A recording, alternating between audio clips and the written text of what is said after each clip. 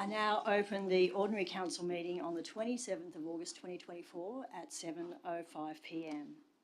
And I would like to ask Auntie Barbara Sims to give us the welcome to country.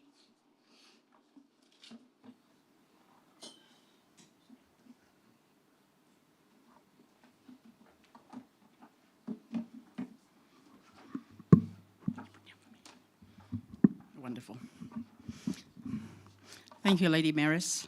To the council, councillors, to our mayor, general manager and your staff, to the gentleman on my left over here and you, the audience, our community, welcome to you. And to the beautiful Aboriginal lady that I just sat with, your council worker, a beautiful, absolutely beautiful lady and a beautiful family you come from. First of all, I'd like to acknowledge country. We're on ceded land of the Bidjigal people. Our people have been here for time immemorial. I walked today out La Perouse and I told them, our people have been out there for over 7,500 years, which is great to talk about this. I walked with some architects today out of La Perouse and was just wonderful working with them, and I work with them as well. I do cultural design. From our elders, both past, present and future, we're our young ones. They will guide us, teach us, show us the way through wisdom, poise, and with generosity. They will lead us into the new realm. They will show us what we need to do, how we need to give unstintingly to others. To all non-Aboriginal people here today, I welcome you as well. And it's lovely to see this council and its councillors that are going to look for another term. I congratulate you. I wish you every success, wholeheartedly, and I walk with you. We need to be who we are as a people. We need to give to each other, be mindful, be respectful, and to think what country we're in. And I said on Wednesday, Australia is the most populous country in the world where we embrace multiculturalism. There's not a country in the world that does what we do for multiculturalism. And it's time we need to look at each other and say who we are as a people. Costs you nothing to put your hand out to friendship to someone and say, how are you? A nod or a glance or a smile. Costs you nothing. Sitting having dinner with you tonight was just so lovely. And to the ladies sat on my right, you're a deadly woman. You women here are deadly. Our men, you're great men. And it's leadership that we show here. And coming to this election, I just want you to be mindful, respectful, who you are, and to work for the community. We, the community, value you. To our great councillors and our men that sit behind the scene, thank you. And you've got a wonderful general manager who sees all this. Ladies and gentlemen, have a great meeting. Work together. You can agree to disagree, but most of the time we want you to agree. Thank you.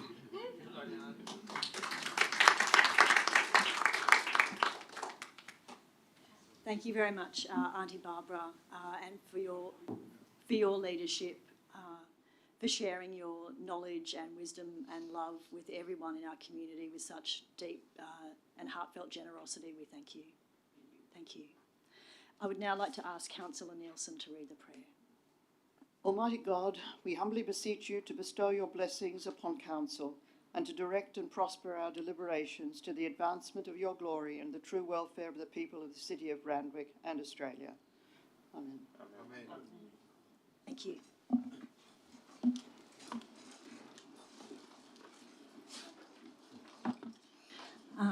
I'll call for any apologies. I don't believe we have any apologies tonight. And there are no requests to attend the meeting by audio-visual link. So I'll move to the confirmation of the minutes of the Ordinary Council, the 23rd of July 2024. Can I have someone move and second the minutes of the 23rd of July 2024? Moved Councillor Burr, seconded Councillor Rosenfeld. All those in favour? Against? I declare that carried. I will also move the minutes of the extraordinary general meeting, which was held on the 6th of August 2024, moved by Councillor Rosenfeld, seconded Councillor Hamilton. All those in favour? Against? I declare that carried.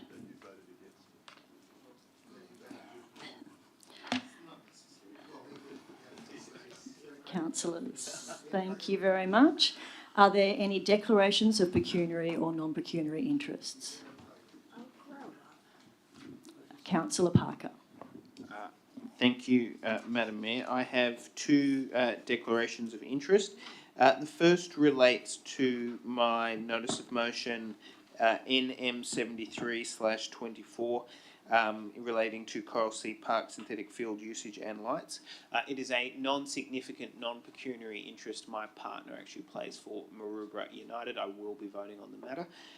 The second declaration of interest relates to NM78/24 notice of motion from Councillor Rosenfeld. Consistent with my previous declarations, it is a non-significant, non-pecuniary interest. I'm an employee of the New South Wales Government in the Attorney General's office. However, because it is unrelated to that particular employment, I will be voting on the matter. Councillor De Souza. Thank you, Madam Mayor. I too would like to declare non-significant, non-pecuniary interest. I know Uncle Vic very well, and of course Auntie Barbara, and I guess I would say their family. But in saying that, I will still vote on the issue, but I wanted to declare that connection. Thank you very much.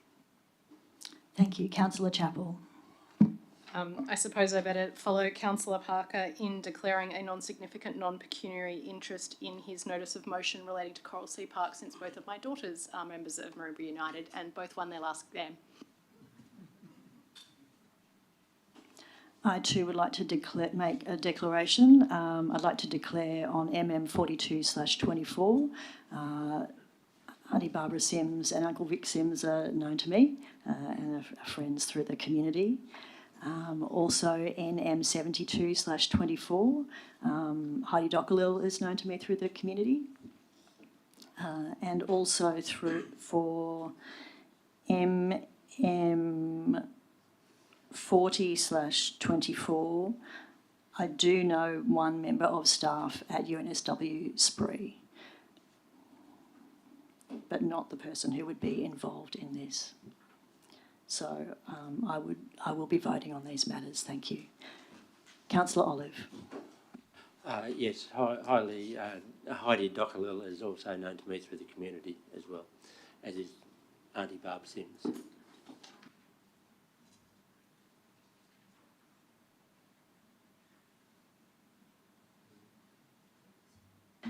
Councillor Said. Thank you, Madam Mayor. I wasn't going to bother, but I better just in case.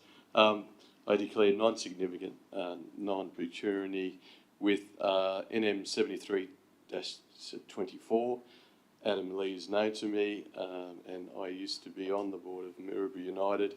Also, NM77/24. Walter Fernandez is a member of our local branch. Thank you. Just in relation to that, further to that, I'd like to declare that I do know Walter by virtue of that connection as well.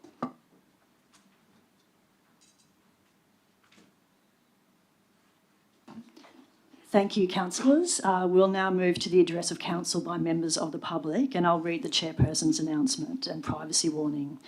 In respect to the Privacy and Personal Information Protection Act, members of the public are advised that the proceedings of this meeting will be recorded for the purposes of Clause 5.2 to 5.23 of Council's Code of Meeting Practice. Audio-video recording of meetings is prohibited without permission. A person may be expelled from a meeting for using or having used an audio-video recorder without the express authority of the Council. Announcement for the speakers. All members of the public addressing tonight's meeting have a maximum of 4 minutes in which to put their case forward, with no extensions available. Presenters will be stopped when the 4 minutes has expired. Councillors may ask questions of presenters at the end of each public submission. And our first speaker on MM42/24, congratulations to Uncle Vic Sims for the award of the degree of Doctor of the University. Speaking for is Auntie Barbara Sims.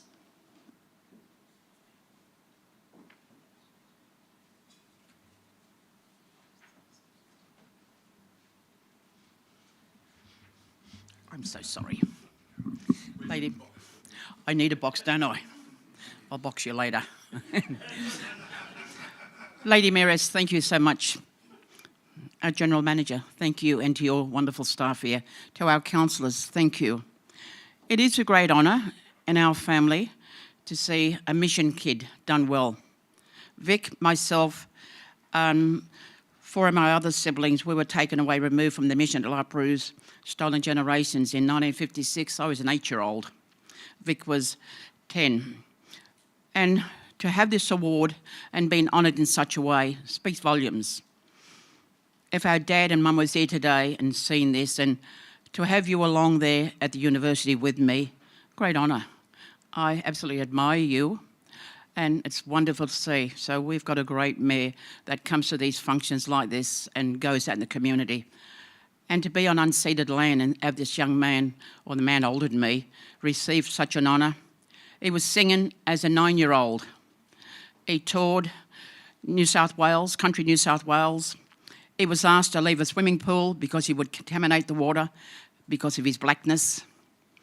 It was Peter Allen that came to his rescue. Peter Allen, the singer, said, if he leaves the pool, you don't have a show tonight. Maury stands still. So these are the things that we went through as black people, what we witnessed, the colour of our skin. We were ostracised. We were downgraded.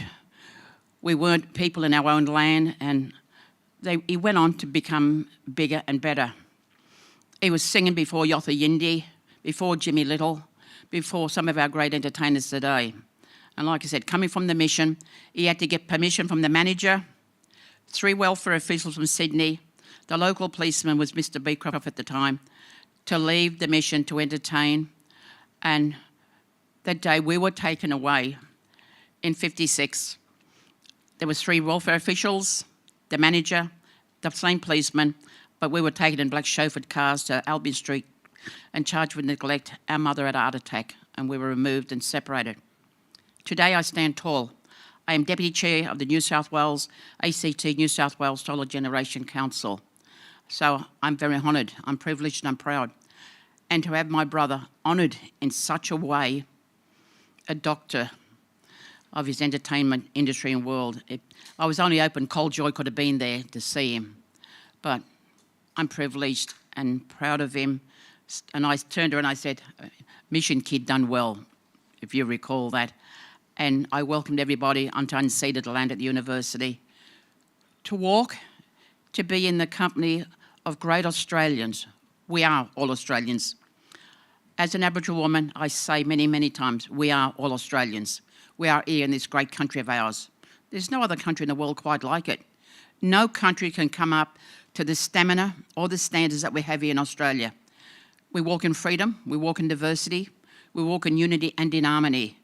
We embrace, we grace culture, and we look at it all in a really harmonious way. And in harmony, we can do this. So when we're out in the street, think who we are as a people. So we're very proud. So to the gentleman who's not going to be around, he won't see Christmas, we said, because he's not well. And he's nearly 80, so I honour him. I say thank you. And thank you to the man and the woman that brought him into the world, to the great woman that nurtured him and birthed him, to the great man that gave him respect and taught us wisdom and taught us to respect others. And our mother taught us culture. And what a great culture you taught us. To give unstintedly to others, to hold the hand and friendship out. And I hold this to you, each and every one of you tonight. If you tend to grasp it, please do so. So, to the council, Lady Mayoress, thank you. And to your wonderful councillors, to all the people who work behind the scene, you work behind the scene, and it's lovely.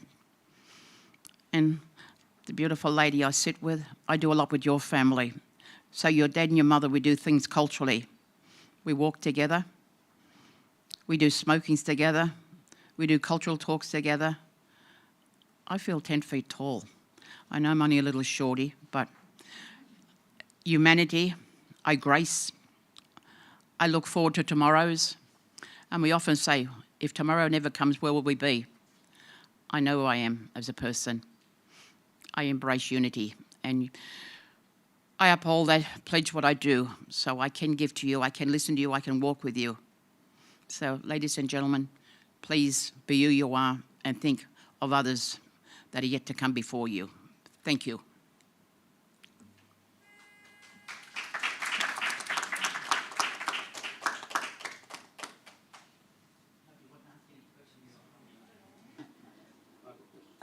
Councillor D'Souza.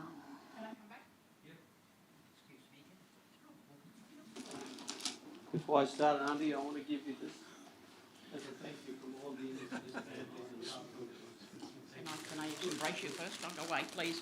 Noel, it'd be rude of me not to do this.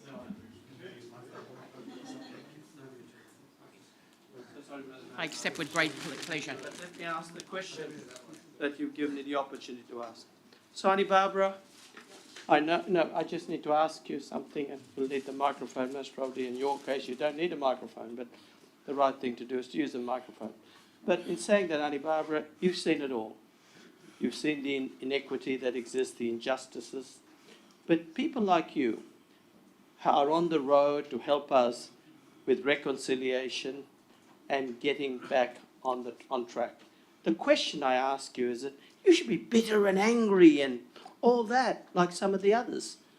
But you have taken a different direction. So what motivated you and Uncle Vic and others to do the things you did, to contribute, to make this a better world for our people, and in doing so, making it a better world for all?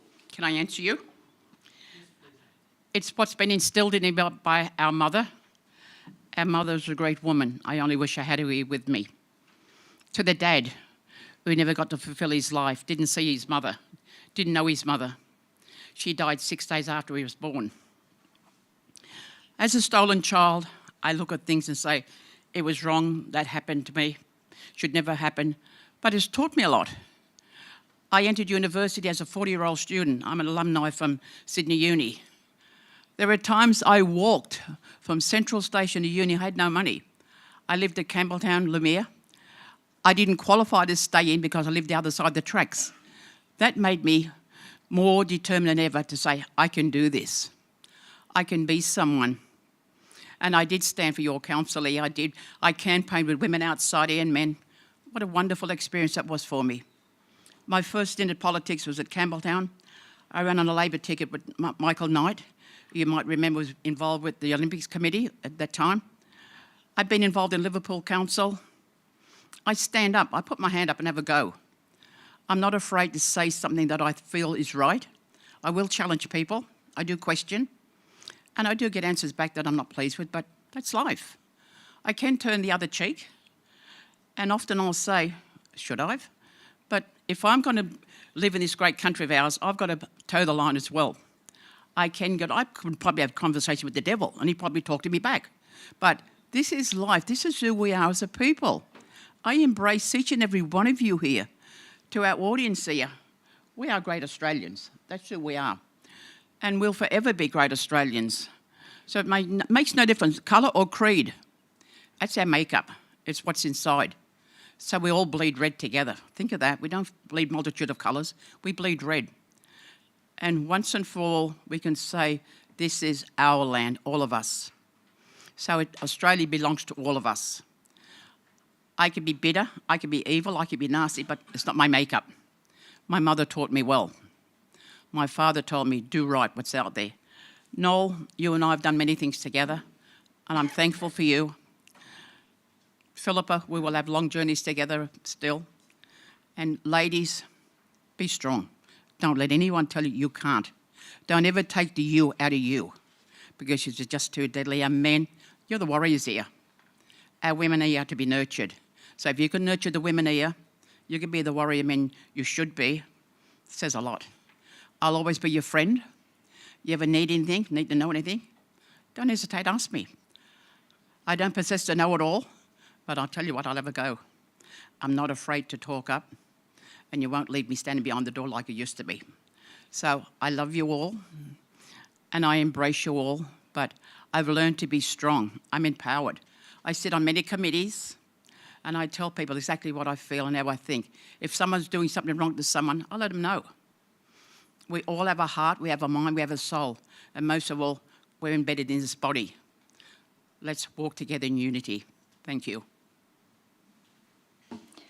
Thank you, Auntie Barbara. We'll now move to the next speaker, who's speaking on NM 72/24, Notice of Motion from Councillor Olive, updating Council's significant tree register and a campaign promoting the value of trees to our community. Speaking for Heidi Dockerlil. Madam Mayor and councillors, my name is Heidi Jockalil and I'm here to support Councillor Michael Olive's motion. Protecting and building resilience into local ecosystems is urgent, and it cannot be done by council alone. Community plays a huge role. This was urgently brought to my attention when a towering blue gum and its large and cooling canopy was confirmed by council's arborist to have been poisoned in June this year. Having just celebrated its 40th birthday, less than half its predicted lifespan for this species, it's one of the spot's beauties and a tree you can't miss along Sudan Street. It's home to birds and possums, insects and so much more. Its embodied carbon must be in the tonnes. In just 4 weeks, its lush green leaves turned red, then brown, then fell. There are almost no living left now. The birds have moved out and the council is working hard to try and save it. I think we all know how important trees are, and I'm sure that many people in this room live here because of the natural habitat.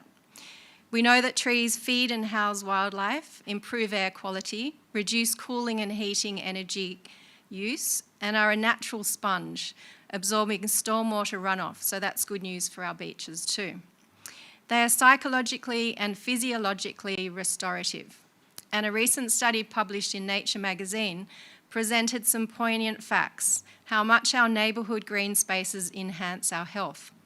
It appears that having 10 more trees in a neighbourhood improves health perception in ways comparable to being 7 years younger. It's fair to say that we need trees more than trees need us. So as the council works hard to build the tree canopy of Randwick from the current 16 to the 40% target by 2036, I support Councillor Olive's motion and add a few extra thoughts on promoting healthy green spaces. Updating the significant tree register is an important step in protecting and promoting the value of trees to the community. I also think we need to broaden the inclusion criteria beyond place and heritage values. With the growing impacts of climate change, this must include a tree's contribution to our health. We need council to be vocal against poisonings. I ask council to also consider erecting signs near poison trees, as they do at Wallara Council and several other councils on the northern beaches and south coast. This would send a clear message in line with the council's environmental policy. The Arborists Association has been campaigning the state government for stronger laws around poisoning that would see a legislative change so those who benefit most could be held responsible and fined. This would provide more of a deterrent because currently there is nothing council can do without hard evidence. I ask council to join that campaign. Address street tree removal for DAs. There's so many trees that are lost, and I think a review should be done on construction works, including second driveways. The number could be undermining the efforts with planting. And activate the Memorandum of Understanding with the University of New South Wales. The research developed by the Environmental Sciences and Climate Facilities would be a huge benefit to the council, and that information would help to engage the community. As well as WIRES, engaging them in a review of our neighbourhood, the food sources and trees our wildlife needs, and the community, and engaging the community in planting more of them. Along with all the measures above, this will build awareness and understanding for the value of our trees and see our wildlife and environment continue to grow and flourish. Thank you very much. Councillor Olive. Thanks very much, Heidi, for coming and expressing your support for trees in our LGA. Can you tell us, sort of, what the feeling was amongst the residents around the blue gum when it was after it was poisoned? Well, it's probably one of the most famous trees in the spot. It's a huge tree, you can't not see it. And all the neighbours love it because it does provide so much privacy and canopy cover and cooling. So, yeah, the neighbourhood is very distressed about it. Council's working really hard. They're visiting the tree every week, checking that it's getting water. They've also engaged an external arborist, Hugh Taylor, who will be coming back in September to gauge how the tree is going. But it's amazing how poisoning such a big tree can be so effective. I mean, it literally died in 4 weeks. Yeah. Councillor De Souza. Thank you, Heidi. Thank you for coming tonight. I went to the Randwick Environment Park on the weekend. I often go there, and it's a very good example of what we can do when community and council work together. But the question, and you mentioned our tree canopy levels being low, and now we're moving toward the 45%. All these things are really positive. So my question is, on our report card, in your eyes, and you look like you've been here a long time as a resident, how are we doing? I mean, I've seen trees everywhere. The general manager seems to have gone on a campaign to replant and plant many trees, and Toddy Clark and others. So my question is, how are we going? How would you say, as a resident, Randwick Council's performing when it comes to tree management and tree canopy? Well, from my perspective, council is doing an amazing job. I think every street you see more trees going in. So I think that's really positive, and I think the environmental policy is a very strong policy. I think probably the area that would be really good to engage with is with the public, because I think a lot of the public don't know how much good work you're doing. I know that there are initiatives, tree planting initiatives where you do engage the public, and I know that they're very well attended. So I do believe that the public is very keen to be engaged, and there's lots of different ways that that could happen. I think there's so much information that could be shared, and I know within the e-newsletter that you do a lot of that. I think involving the public has a really strong effect in a vested interest within improving and greening the community, feeling part of that development and feeling that they also want to protect that too. So I think it is that engagement. I think the work that's being done is amazing, but it's connecting that work with people's perception of what's happening. Sorry, Councillor Chappell, did you have a question? No. Are there any further questions? Thank you. We'll now go to the speaker for NM 73/24, notice of motion from Councillor Parker, Coral Sea Park Synthetic Field Usage and Light, speaking for Mr Adam Lee, President, Maroubra United Football Club. Thank you, Madam Mayor and councillors. Like I said, as you've heard, my name is Adam Lee. I'm the President of Maroubra United. I stepped in this year. It's my 30th year with the club as well. I've joined back in 1994 as an eager 6-year-old and now a creaky body after 30 years of football has especially worn me down. But I come to you today to speak to you about the fantastic facility that we've got there at Coral Sea Park. Over the last 14 months now, we've been using the synthetic field, and along with that has come a massive growth in the club as well. From 2023 to 2024, we've been able to grow the club by 20% with our player base. We've grown up to now having just over 1,550 players. We've also got a volunteer base now of over 150, which has been great, and that's seen itself a 28% rise. Breaking that down into female and male football, we've seen a 30% increase in female football, and that has been part of the reason why I am looking to hopefully put a proposal forward around the extension of light usage on a Friday night. And what that looks like is, and the reason for a Friday night is the timing does move away from the usual midweek as well as weekends. One of the number one excuses that we received from the ladies in our community is that they can't commit to weekend football or during the week simply because their kids and husbands or partners are playing as well. So we're looking to, in conjunction with Football New South Wales and Football Australia, looking to launch a female program which will be supporting not just our all ages, but more so with the ladies over the age of 30 and 40 as well, who are looking to continue a healthy and active lifestyle, but for whatever reason haven't been able to before.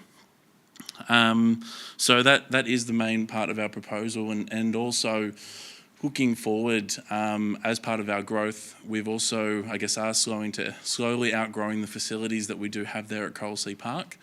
one of the main issues that we've been able to find, and we've been having really robust conversations there with Asif and Ryan as part of the facilities and sports field teams. They've been really supportive in the fact that, yes, we are slowly outgrowing. We've having to now start using things like change rooms and toilets for storage areas.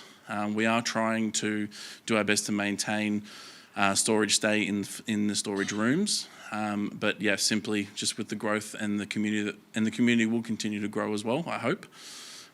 We are facing a bit of a standstill there when it comes to being able to upgrade the gear and equipment for our players and members. One other, I guess, very small factor as well at the moment is, I'm not sure how many of you have been down at Coralsea Park recently, but the southern face of the canteen block doesn't get very much sun, unfortunately, due to the angle of the building, and it has turned into a bit of a mud pit, and it is a bit of a safety concern on ours. We have done our best to put down wooden planks to create walkways there for our members, but I am concerned around someone slipping and hurting themselves. It's about a 3 metre patch that does extend the full length of the clubhouse, and that's just unfortunately due to the lack of sun and the amount of rain that we've received this year. But other than that, look, I thank you for your time, and I really hope that we can look to propose and provide more to our community throughout the Randwick Council. Thank you. Councillor Chappell. Thanks, Adam, and thanks again for coming in.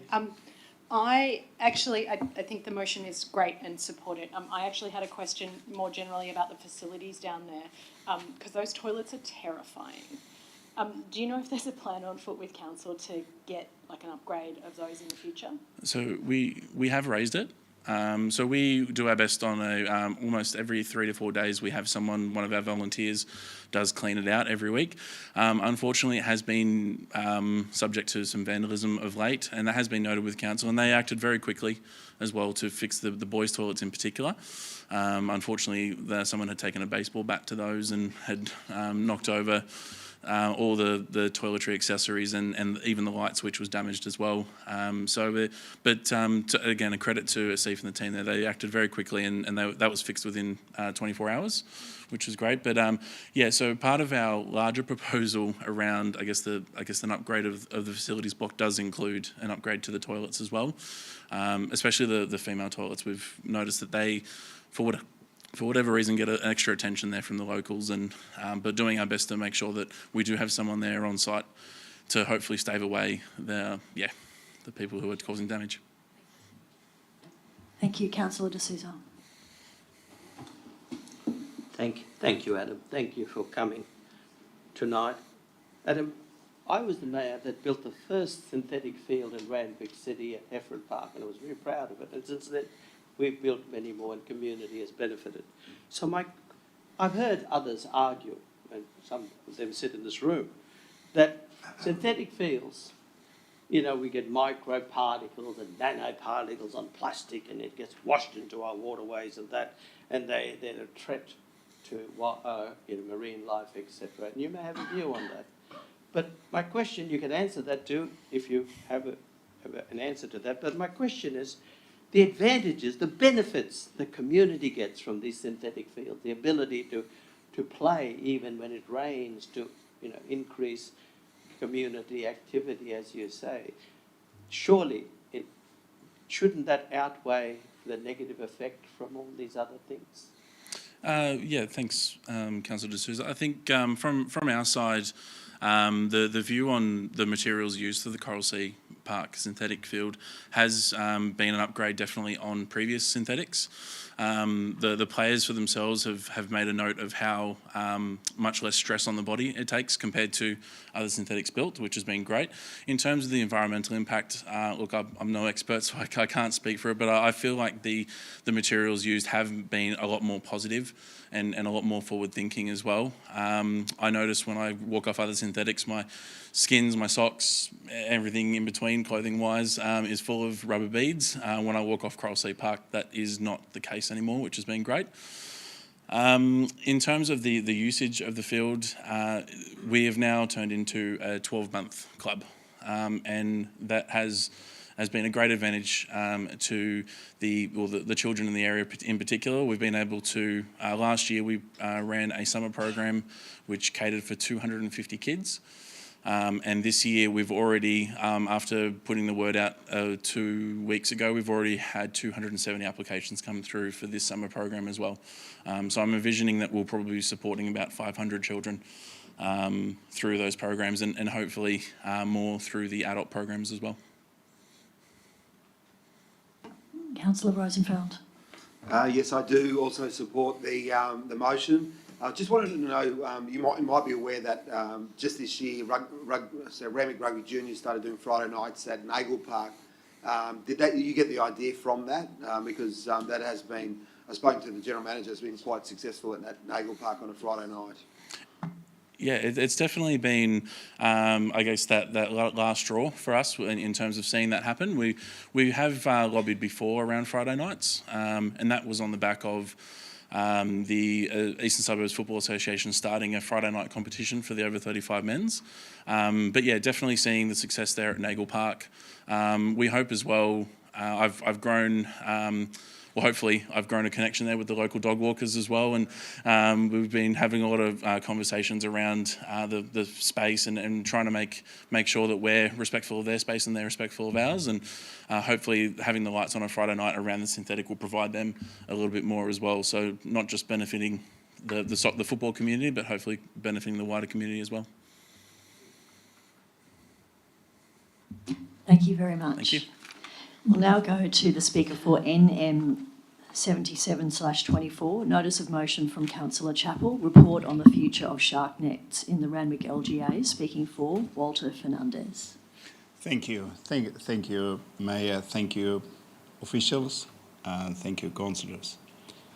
As a Randwick rate payer, diver, and beach goer, I do appreciate all the effort that goes into improving our safety while we are at sea.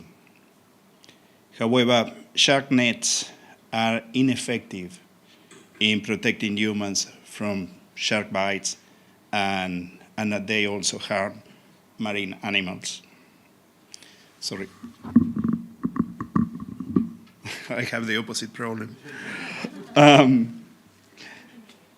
As the councillors will most probably know, shark nets, and contrary to public belief, typically span only 150 meters long. They are 6 meters deep, and there is 4 meters between the net and the surface, and who knows how much underneath. They have a significant gap above, below them, and sharks can easily swim, as they can, over, under, around the nets. Therefore, shark nets provide a false sense of security, a fiction that can lead to unrealistic confidence and riskier behavior. I would not be here tonight if keeping the nets for comfort value was cost-free. It is not cost-free. Shark nets harm unintended marine animals, such as dolphins, sea turtles, rays, and numerous fish species. We have a profound responsibility to protect both beachgoers and our marine life. We need more effective, sustainable, and non-lethal alternatives. However, maintaining and deploying ineffective shark nets diverts precious resources from more effective and less harmful shark deterrent methods, such as drone surveillance, clever buoys, shark spotting programs, eco barriers, and education campaigns that are absolutely essential if we want to progress this issue. This council holds a crucial role in this topic. I urge you, each one of you, to heed the scientific advice of the New South Wales Threatened Species Scientific Committee and discontinue the use of shark nets in favor of modern non-lethal technology. After almost 90 years of use, numerous studies, a lot of data, we have plenty of evidence supporting the removal of the nets. I believe a plan for consultation and education, as it is in the motion, is critical to removing shark nets. I want councillors to be guided by knowledge and evidence and prioritize more effective solutions. It is time to embrace progress and innovation to enhance beach safety and preserve the health and balance of our marine environment. Your decision has significant impact on our community, and we are relying on you to make the right choice. Therefore, I call for the Randwick City Council to work with the New South Wales Government to remove an obsolete technology that is detrimental to our environment and is morally and practically indefensible. Thank you, everyone. Councillor Chapman. Thank you so much, Walter. I really appreciate you coming along and speaking with us today. You mentioned in your comments that you are somebody who spends a lot of time in the ocean, and I wonder, from a council perspective, what you think we should be doing to talk to the community about this issue and where the education role lies in that, and maybe if people around you who are also using the water are aware of this, or what your thoughts are. Well, my thoughts are, thank you, that's a great question. My thoughts are that first, you have to be informed by the scientific community that is working for the New South Wales Government and is producing year after year reports that are calling for the same, to the same outcome. If you talk to people that have vested interest in keeping the nets, of course they will say you should keep the nets. However, those people are not protecting the kids that go into the sea. They're just protecting the numbers of kids that are coming to the clubs or whatever. But they are not protecting the kids because the sharks can get over the nets. In fact, they do get over the nets. And you may be able to get more information from the government and know exactly how many of those sharks get over the net and nothing actually happened. Hopefully. But the net can only provide protection if you're on the other side of the net. It's 150 meters in 1,000 meters. 6 meters, is not a lot of protection. They have holes. You need to spend money in doing maintenance of the nets. That money could be invested in other of the technologies that you are already using, putting more of them and making our beach safer for people and safer for the environment. And I think that is the only way. Eventually, I know that the City Council will come to that conclusion. I've been talking to some of my branch members, and we have robust discussions on this topic. But I'm not coming from a political perspective. I'm coming from a practical perspective. I am an emeritus professor of UNSW.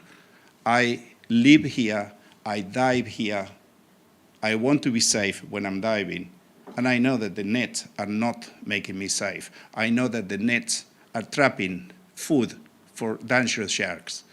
So it's not making me safe. It's not making the kids safe.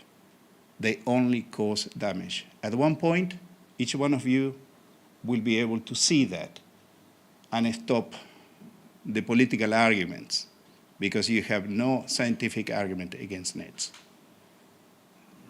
Sorry, against keeping the net. Yeah. Councillor De Souza. Thank you, Walter. Thank you very much. Thank you, Norm. And I really appreciate what you said. For me, human safety is everything.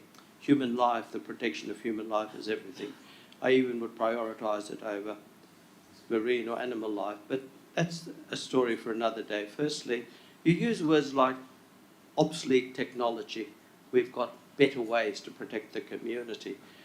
And I agree with you, drones. We recently saw a whale trapped in a fishing net or a net of some kind that would have led to its own demise. But it's only because of human intervention we made a difference. So the question that I ask you today, how strongly do you believe that this new technology, which will replace the obsolete technology, how strongly do you believe it'll save lives and make a difference, and at the same time protect marine life as well? Well, the last part of the question is the easier one. It will protect marine life because it's not lethal, so it's not killing anything. Flying drones, having voice that are intelligent, are not going to kill anything. So that's the easy part. They do save life because you can have information and you can call people out of the beach when you have the sharks. The opposite is also true. The nets do not save life. I am all for saving life. I totally agree with you.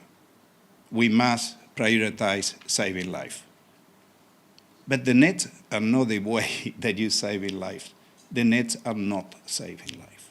You cannot believe that a great white is not going to swim around a 150 by 6 barrier, having 4 meters on top and who knows how many meters under. Impossible. So yes, but that question is super important. Why? Because unless we address the perception, we are not going to change the reality. So we know the science, we know what is true, and each one of you knows what is true in this case. I'm sure of that. I have discussed that with maybe 4 or 5, 7 councillors actually, and I know that you all know the facts. More than likely everyone does. But if you want to change, you need to convince, you need to educate. It takes longer to educate people. I spent many years of my life educating. Takes a long time to educate people. But it is necessary because otherwise we are committing a crime against all these animals that we're just killing for the sake of killing. We are not saving anyone. We are not saving one single kid or one single person by having the nets. All we're causing is damage. Since 1937, we've been having this technology there. That's why it's old. There are many reports that will give you the evidence. So I'm just expressing my frustration because it's taking such a long time. At the same time, I recognize that it requires effort to change the population. As a member of a diving club, we know that many in the community understand the issue. The fishermen are in favor of removing the nets as well. So it's only few clubs that are in favor of keeping the nets. But they need to be informed. Somehow we're going to do that. The city council or the citizens, that we're going to do that.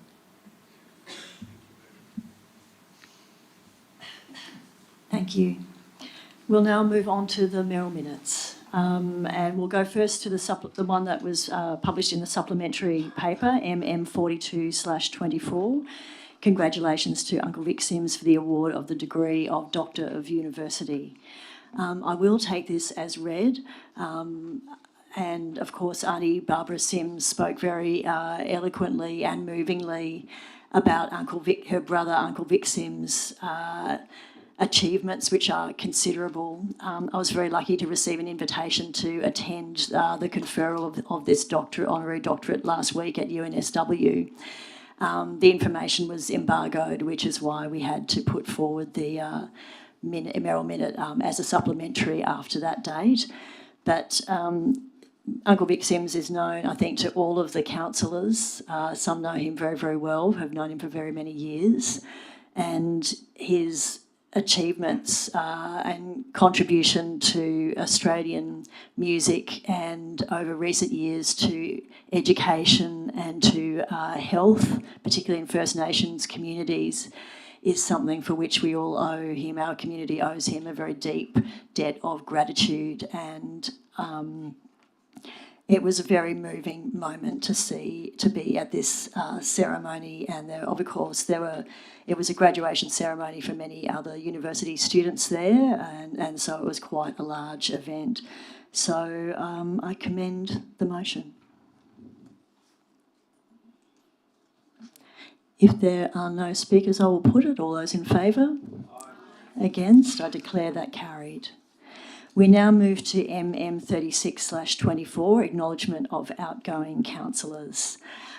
So I would like to move that we acknowledge and thank the outgoing councillors, Councillor and former Mayor Cathy Nielsen, Councillor Raffaella Pandolfini, who is also Deputy Mayor, Councillor Michael Olive and Councillor Joanne McCafferty, and formally commend and thank you all for your service to the people of the City of Randwick. It is, as we all know, council requires a really significant contribution of your time and energy, not just the council meetings, but all of the many committee meetings, council events, and of course meeting with so many members of the community and providing that significant advocacy role. And it's not many people, in actual fact, are prepared to do this. Going out to council elections, campaigning, putting your face up on corflutes, all that type of stuff is quite confronting for many people. And so I would really like to thank you all for your contribution to the debates and to what you have done.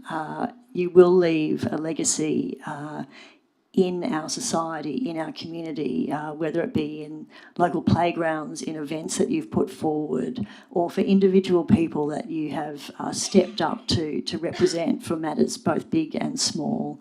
So I commend the motion, and I would like to formally thank all four of you for your contributions. Thank you. Councillor Pandolfini. Thanks. I just also would like to congratulate Councillor Nielsen. I really wasn't sure about you when we first met, and I tried to make a joke about rats in the rank, and you didn't think it was very funny. But you also did tell me that it wouldn't be okay to be pulling down each other's corflutes, which I thought was ridiculous at the time, but have since come to learn that that is actually a thing. You're whip smart, dedicated, hardworking, and genuine. Like, I've got so many words here. Intelligent, kind, and compassionate. And I have absolutely loved and adored sitting next to you. And what I will miss so much is hearing about the warm contributions and stories about your beautiful family. The way you speak about your grandchildren and about your daughters is an absolutely mammoth inspiration to me. I'm sure that there will be plaques, but that is, so not necessary. There are hundreds and hundreds, if not thousands, of people throughout the community who know what you have done. You have left an enormous marker of greatness. And on behalf of the Greens, I'd like to present you with an original shell work that we commissioned by Auntie Madeline.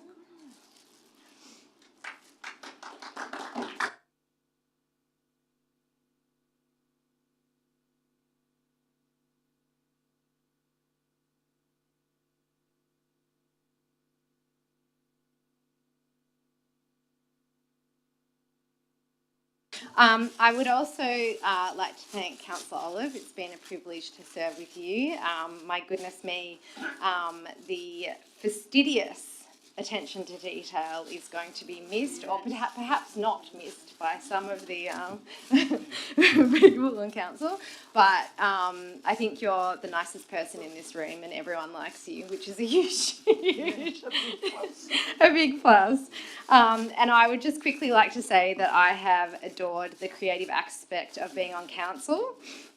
I'm doing a PhD in fine arts, but I believe nothing has taught me more about the arts than these past few years, and I would like to thank all of the staff for all of your help and assistance over the last few years, especially David asking, I'm pretty sure he runs the council, and he's answered every stupid question from me, including why am I getting money in my bank account at the start of the term, and then all the way through to can I please go overseas, which was a hard no.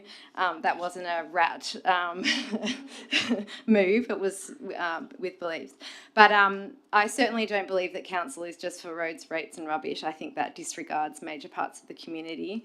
And I'm really excited to be part of a movement which is gathering momentum that shows people that council is for everybody. And I think that the Greens have served this last 3 to 4 years with resilience, compassion, passion and integrity, and I'm super proud to have been part of this hardworking team. I think that this movement is not stopping, and we are united. And even though we have always been on the right side of history, which research has showed, it is extremely challenging at times. But we have stood by it nonetheless. So I'm very proud to have been a councillor, and I thank you all very much.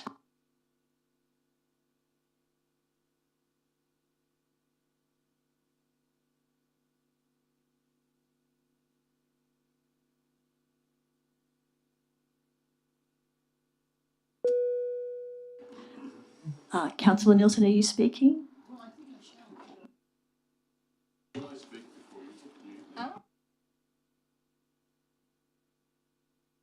Councillor said. Thank you, Madam Mayor, and I'll do it old school. I took some notes with a pen and paper. So I just want to say that I admire, for the 7 years that I've known Councillor Nielsen, I admire she's always stuck up for ideals. We've had, in a caucus room, we've always had difference of opinions, which is a fantastic thing because we live in a democracy and everyone's entitled to their opinion. And I've actually learnt a lot. So sometimes I think a bit straight and narrow, and I've been able to move a little bit to the left, maybe you could say. But I do admire you for doing that and sticking to your morals. And I know, and I was I was reading through your achievements, and I know that probably first and foremost, it was a great honour to be the first female Labor mayor. And in that year, I was actually your deputy, so we had a good time. We worked well together. And I know that being an old tennis star that you really enjoyed opening the Heffron Tennis Centre. It was a glorious day. One of your greatest honours too was to support the refugees and the All Welcome banners. It's a legacy that will probably live on forever. So will the establishment of the Seema Chuvit Award. I know that was meant a lot to a lot of the staff here. Overseeing the increase in the pensioner rates rebates is a very important thing. And first and foremost, I think your legacy will be you're probably the only mayor that will ever have a Collingwood poster in the mayor's office. And thank you very much for all your help and your years on council. Oh, sorry, I should mention too that actually being patron of the Randwick Arc Society has always been close to your heart. And I know the people from Randwick really do appreciate everything you've done for them.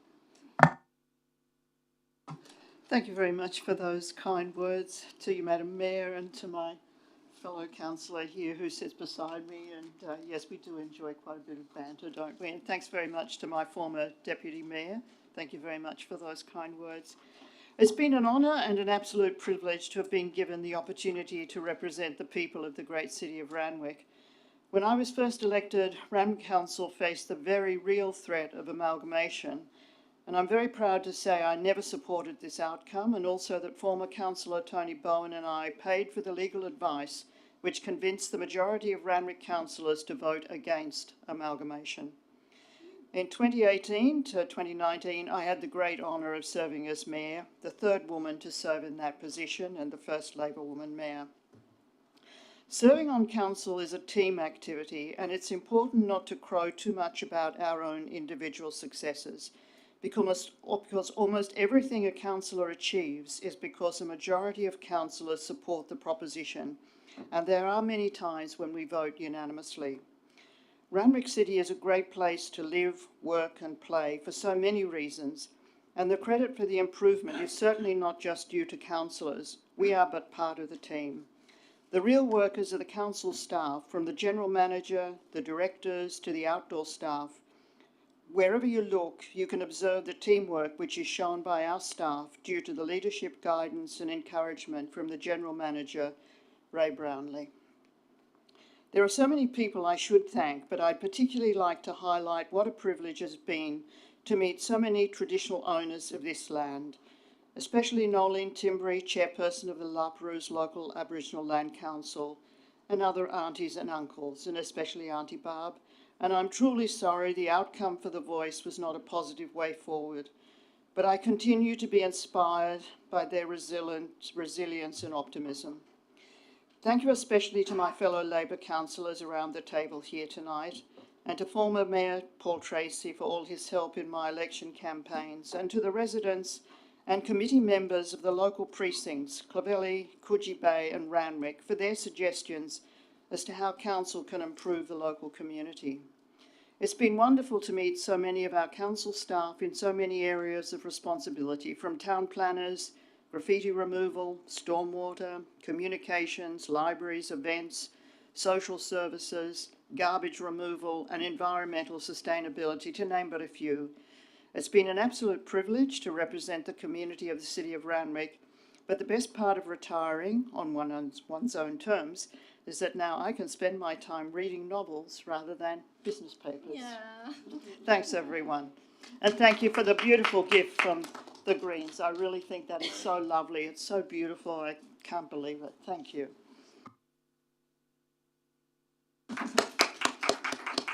Councillor D'Souza.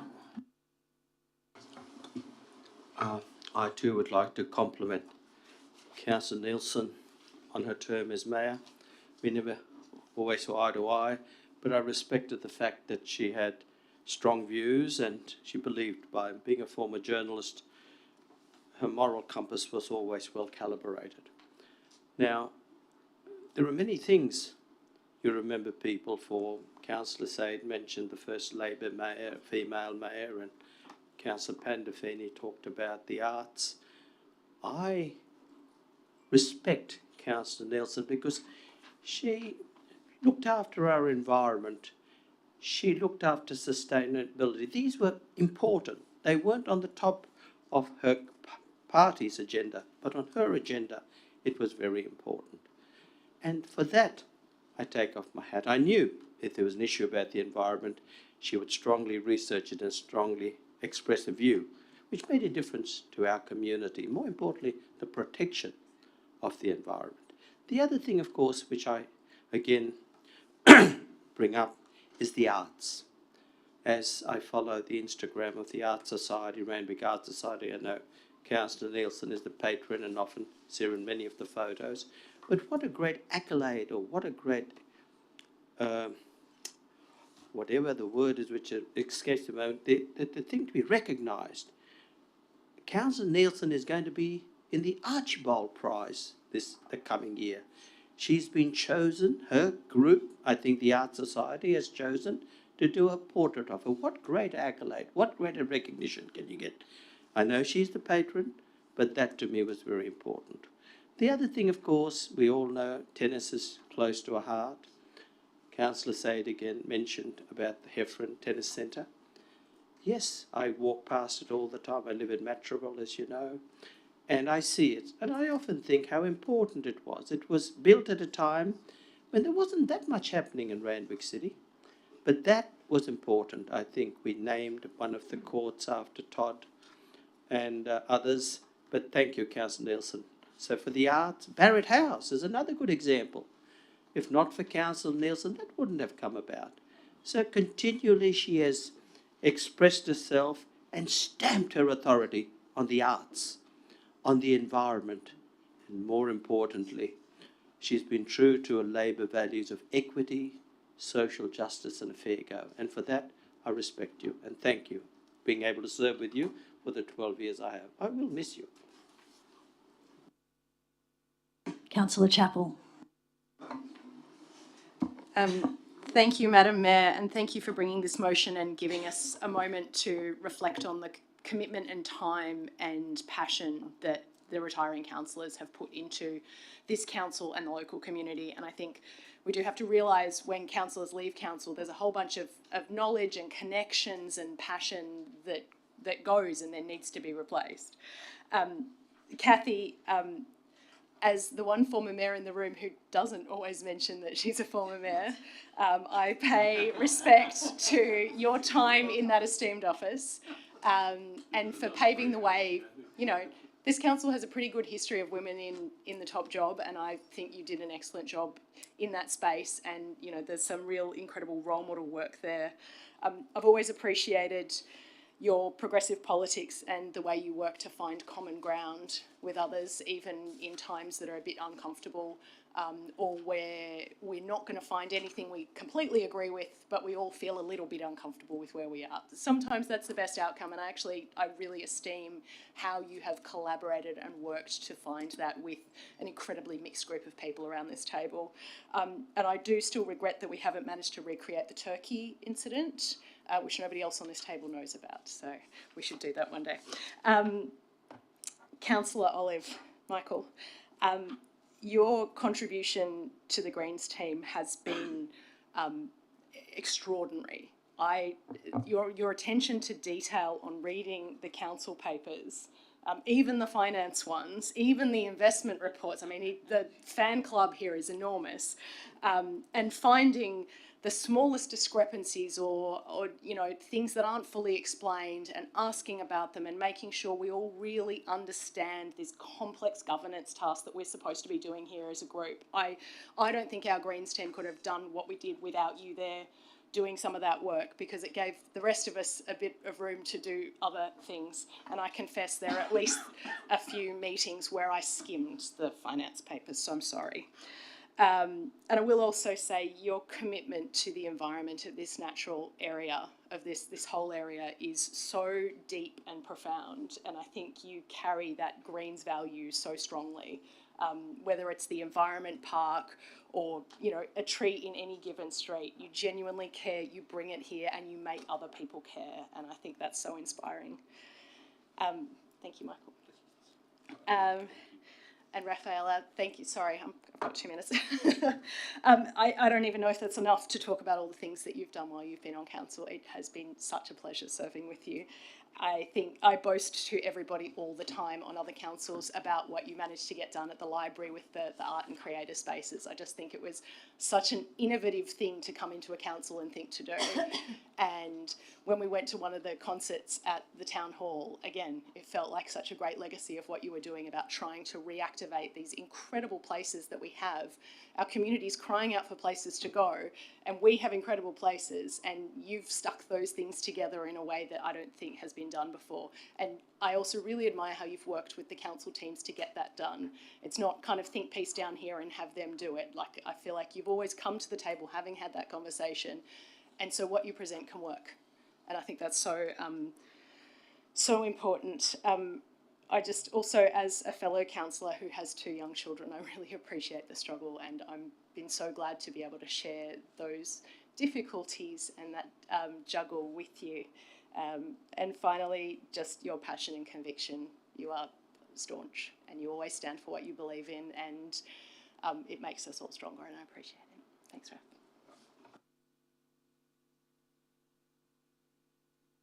Councillor Parker. Thank you very much, Madam Mayor, and I commend this mayoral minute. Touching first on my good friend, Councillor Nielsen, while much has been said by my colleagues in relation to your contribution to council, there are some things which I think have yet to be said, and one thing which really sticks out to me has been your pretty never-ending work ethic when it comes to this council, and the seriousness at which you undertake your council duties.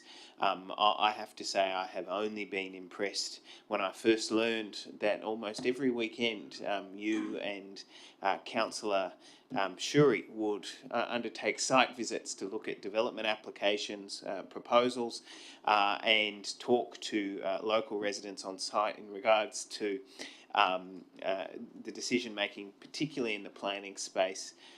It is something which I have never been remotely able to replicate, nor for that matter do I think I could.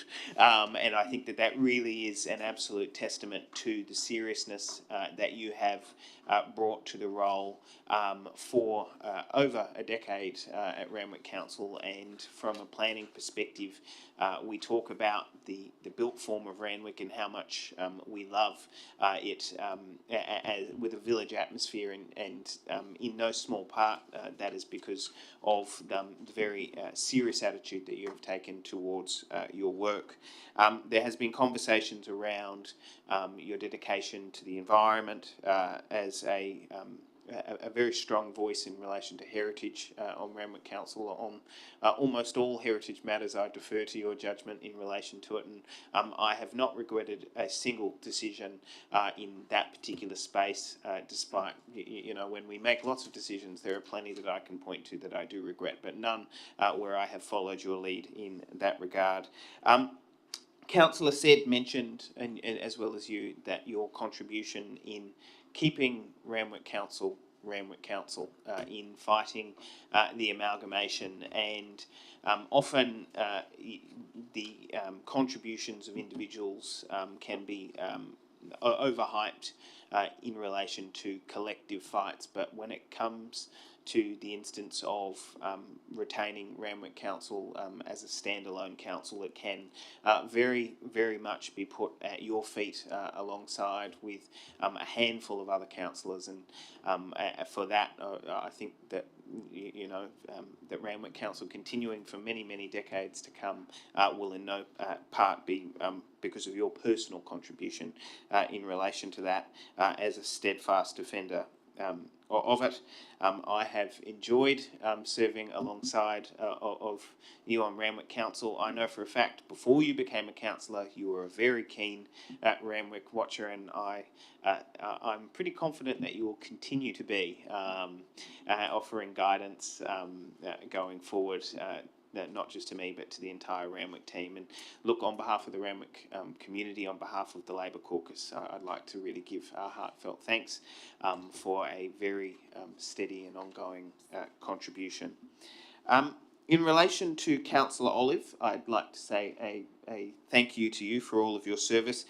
Truly a green, and one in the classic sense, who has really been easy to work alongside on a range of issues, open to look for compromise where it can be found, and to really craft the motions and the proposals that you've put to council in a way where it can gain widespread support. I think that our local environment, as a result, really will thank you for that. While I can't do it in person, it definitely will be your mark in relation to that. It's not one thing that you can often describe individuals as being too nice for council, but I think in Michael's case that is definitely probably true.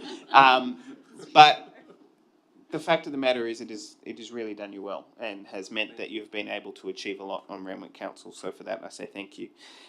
Councillor Pandolfini, it is clear that you have a passion for the arts, all things cultural life and the nighttime economy, and Randwick Council really will bear very much the imprints from your contributions, which is there. Look, I'm not going to be gilding the lily to say we didn't agree on plenty of things, and you at all points were never afraid to speak your mind as to what you thought in relation to that.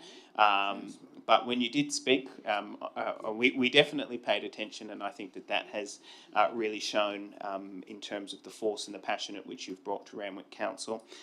Councillor McCafferty, a huge thank you for your contribution.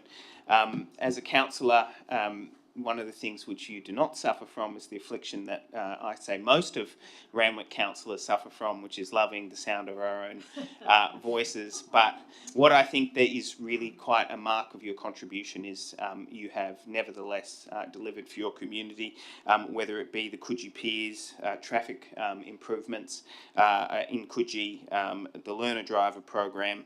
But what really sticks out to me is I think that as a Liberal, I have definitely learned that it is very much consistent to be a strong voice for equality on Randwick Council, to really speak up for what you think, while it may not necessarily be easy. And I have very, very much respected that, and I have been very appreciative of the wit that you have brought to Randwick Council, to council meetings, and a very clear bullshit detector at times. Excuse my French, I withdraw it in advance, but I do appreciate that. So to Councillors Nielsen, Councillor Olive, Councillor Pandolfini and Councillor McCafferty, being a councillor a lot of the time is a pretty crappy job. Sometimes it is very fun. Most of the time it is a real pain. But on behalf of our community, thank you so much for your contribution, for the sacrifice of the community, and you will all be missed. Thank you. Councillor Rosenfeld. Yes, I'd also like to acknowledge the service of outgoing councillors. With the exception of Councillor McCafferty, the other three councillors obviously haven't always agreed eye to eye in the political side, but congratulations for the work that you've done for the community and representing the residents. I will have to say that I'm a little bit offended that Councillor Pandolfini decided to wear a Free Palestine, always will be, on her jacket for our last meeting. I would have liked that she wouldn't have done that, but I'd like to put it on the record that I am offended. But that's all I'll say about it. And thank all the outgoing councillors for their work, and good luck to the future. Councillor Olive. Thanks very much for this mayoral minute and the opportunity to reflect a little bit, sort of on what council means, I guess, to all of us, but to me in particular. So I think that, sort of when you enter becoming a councillor, that day after, the world changes, and it's been a formative experience for me at this, late stage of my life, but still formative. That I walked out into the street and I saw the roads differently. I saw the parks differently. I saw, the way, buildings differently, and and I think that that's something which is going to leave a permanent, mark on me, and I will, appreciate, the experience. Life is a series of experiences, and this has been a very important one for me, and as I'm sure it has been for all other councillors here who are when they arrived and those who are leaving at the moment. I'd like to say thanks to a number of people. First of all, I'd like to say thanks to my partner Wendy here, because for her support and putting up with me banging on about to council this and council that. I'd like to thank the residents I've met. It creates a great opportunity, and to meet residents, and people, who you wouldn't have otherwise. And I give a special shout out to the residents around Bundock Street and the Environment Park, and also the Coogee Precinct Group, who've become firm friends, as well as just constituents. And they have been supported, and it's been so interesting, being able to pass ideas, across the table with those particular people. I'd like to say a big thanks to all the councillors here. I mean, on a personal level, I think that we've been able to have respectful and friendly conversations with each other, and would get on well with each other, except there's a bit of a political overlay which creates tensions at times. But that apart, I think that the thing is that we may have political differences, but we have a commitment to the existence of council. No one's saying, get rid of council. I think that we've got this, even though we may see it differently, and we see what we may have different sort of ideas about what council should be doing. I think that that's something that we all have in common. So and that's something to bear in mind. To the staff here, I found it amazing, when I first came on council, that you could just email someone or ring someone, and then they would give you answers. I mean, it's not like I suppose I hadn't done it all that much, as a resident, but it's like you're being in an organisation, you're part of an organisation, you're a certain cog in a wheel, and there's a particular relationship between a balancing act between staff and council itself, and there's a certain kind of a relationship, but that respectful way that information is imparted, and that relationship you build up is something which you realise when you're in the role of councillor, and I appreciate that very much. I'd like to thank all the my fellow Greens councillors who, I'll go back a step back. I appreciate the amount of work that councillors do. There are a number of councillors here who have jobs plus children plus council, and I think how do you do it? How do you do it? There's a lot there to be done, and I guess that goes for not just the Greens councillors but other councillors here. But the Greens councillors, the three other Greens councillors, are all in that situation, and and I just look at the way that they deal with the business of council with such intelligence and sincerity, and their ability to get things done, and I am just flabbergasted, and I think it's so fantastic. To the other councillors that are not returning, Councillor McCafferty, Councillor Pandolfini, and Councillor Nielsen, I have just been so impressed by the way that you all work. I mean, Councillor McCafferty, we've had been together at the precinct meeting, and been involved with the community in that way. And when the motion come up around you're about concern about domestic violence, and this is something that is I know very close to your heart, and something that you are always pushing and speaking up on, and so that's something that I've appreciated. I mean, to Councillor Nielsen, something that I am in awe of is you know everybody, you know everyone in the community, and you also know every historical fact about this particular area, and it is just awe-inspiring to see you go through your paces. You walk up to someone and you know them on a first name basis, or about this and that in the community, and so I am so impressed, and so thank you very much for being. I'm going to see it on the planning panels, on the traffic committee, on the bike committee, and all those committees, and it comes through. And finally, I'd like to say to Councillor Pandolfini, I don't think that there would have been a council. I don't know whether other people can say that there was someone else in the annals of this place that did more, but I don't think a first-term councillor was able to achieve as much as Councillor Pandolfini in that one term. And in the arts, the creatives, all the residencies, the availability of spaces, the arts prizes, the impact on that. It's just been incredible, and I thank you, and I think the council thank you, and I think it will be a permanent legacy that will hold Randwick Council in good stead. And so thank you very much, and thank you very much to everyone.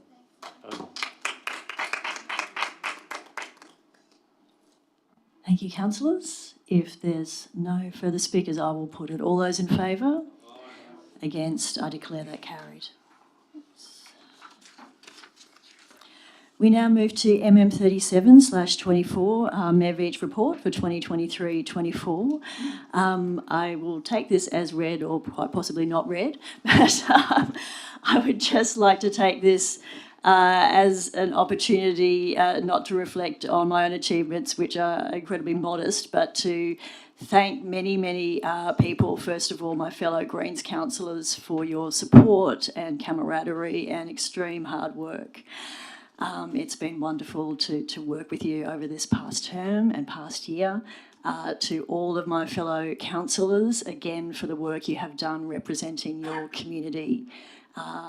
We all know just what goes into it and how much it's involved. You're taking calls, emails, 7 days a week, going to community meetings, sometimes dealing with people in quite deep states of distress over various issues. So a lot is involved, and so I would like to commend all of the councillors for everything you've done. I would, of course, like to thank all of the staff, Ray, for your support and guidance, Katie, Todd, Merrill, everyone here, all of the directors and managers who've been absolutely incredible, and of course the hardworking Pearl and Tracy who are working behind the scenes every day, to Josh and all of the comms team. Thank you very much, and of course to Hawa and all the IT team, governance. There's just too many people to mention, and of course people who've left us over the years. Thank you also, and to all the community members. There's many things listed here, and of course none of those would have happened without the support of council and the dedication and hard work of all of the staff. And Geordie, obviously, who was here with us and then came back again. I mostly would like to thank my family, especially my dear husband Sim, who has just been there on the home front. I literally could not do this job without him. To my beautiful sons, I haven't been around much this past year, and of course my loving parents. So thank you very, very much. It's been quite an eventful year, I think, by any measure, and I thank all of the councillors and all of the staff and the community for your trust and support. Thank you. Councillor Pandolfini. Thank you. I'd like to congratulate you on an extremely successful and compassionate year in the role. And I'd note that you began your term with the Christmas party that centred First Nations community of this LGA. And just like Auntie Barb just did, we were faced with truth and reality of what their circumstances are since colonisation. And that is a reality that is healthy to be able to hear. So I appreciate that you brought that to everybody. If we want to heal as a country, I think that it's good to be able to listen. I would like to say that you have attended countless events with style, grace and integrity, and you care deeply about the community you are part of. Every speech has been thoughtful and intelligent, and you have done all of this under immense pressure. Your supporters are strong, young and old, and they know you very well. And you just have to look at the amazing mix of community members and speakers who have attended over this term. I think it's over 24 different people. You should be extremely proud of what you achieved in an environment which isn't easy for women, which is really the bare minimum. And I do look forward to that ALGA research project into the working conditions for women. Just wanted to say congratulations and thank you.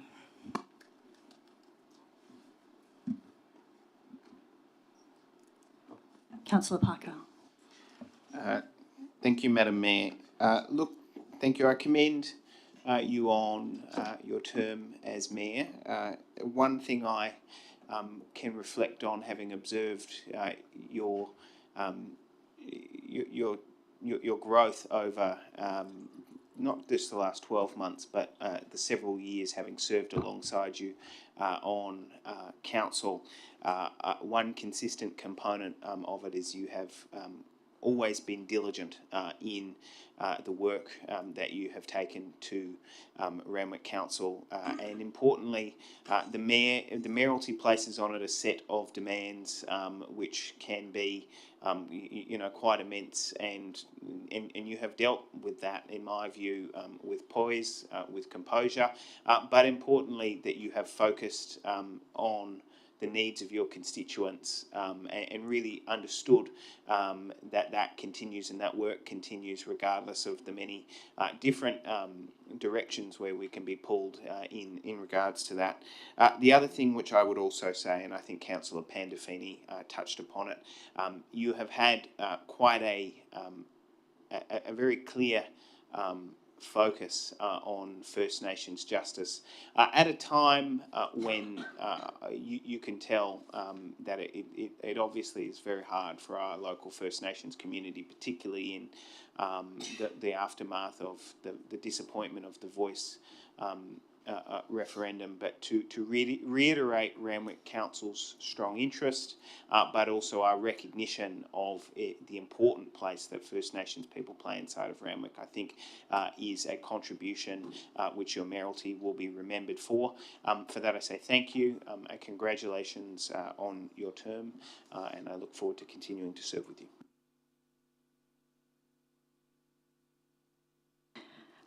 Councillor Hay. Look, thank you for serving in the role.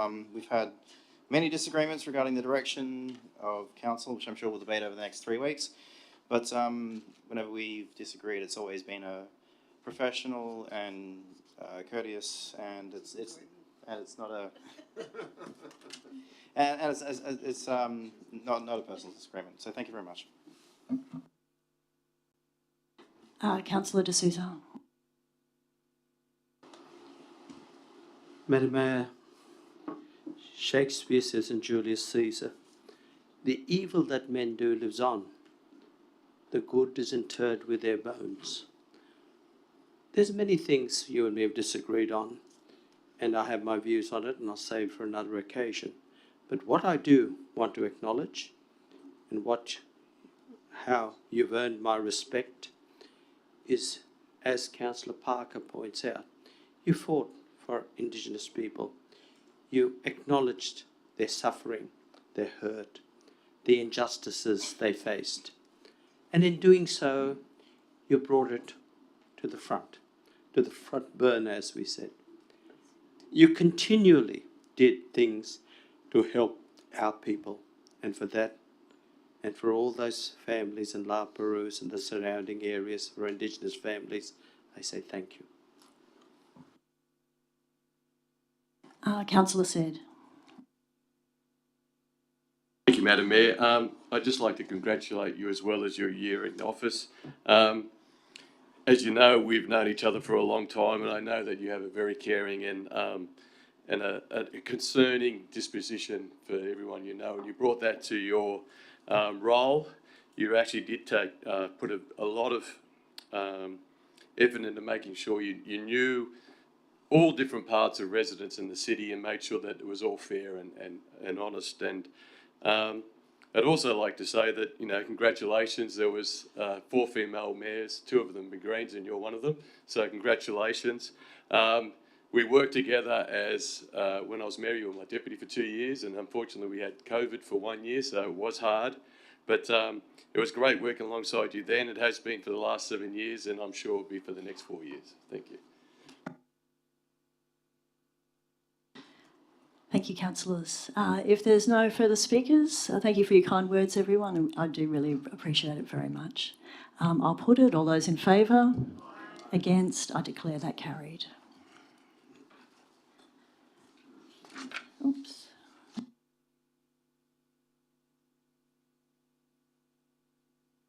We now move to MM38/24, Financial Assistance and Donations June to July 2024. I will take this as read. There's quite a number of donations there, most of them $1,000 or less. We've been contacted by quite a number of community organisations over this last month. So I commend the motion.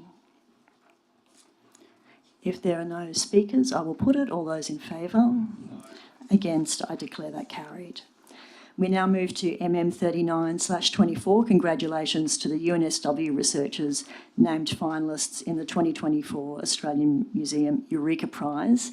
This is a very prestigious prize. I've met with a number of academics and faculties at UNSW over this past year and previously, and this was brought to my attention by Professor Ned Eakins-Dorks from the UNSW Spree, which is the School of Solar Photovoltaic Engineering. They are the leaders, global leaders in their field, developing the first solar cell, and that technology is now on 80% of the roofs around the world, and they are up for one of the Eureka Prizes this year for their very nascent work in developing a solar cell that will capture the refracted solar energy that comes as refracted off the Earth at night time, and that technology is going to be tested on the International Space Station.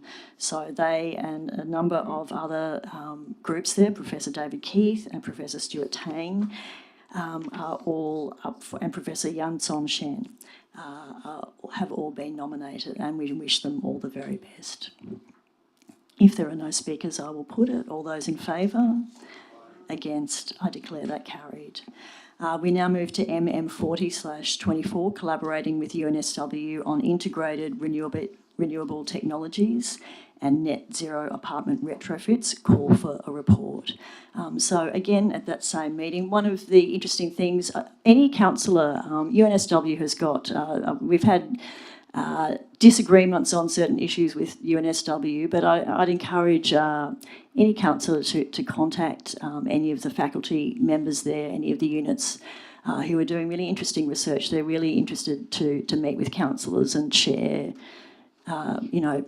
share their information about their research projects. And so partly I've gone along there just to have a conversation and find out and see what can come out of it. And this was one of them.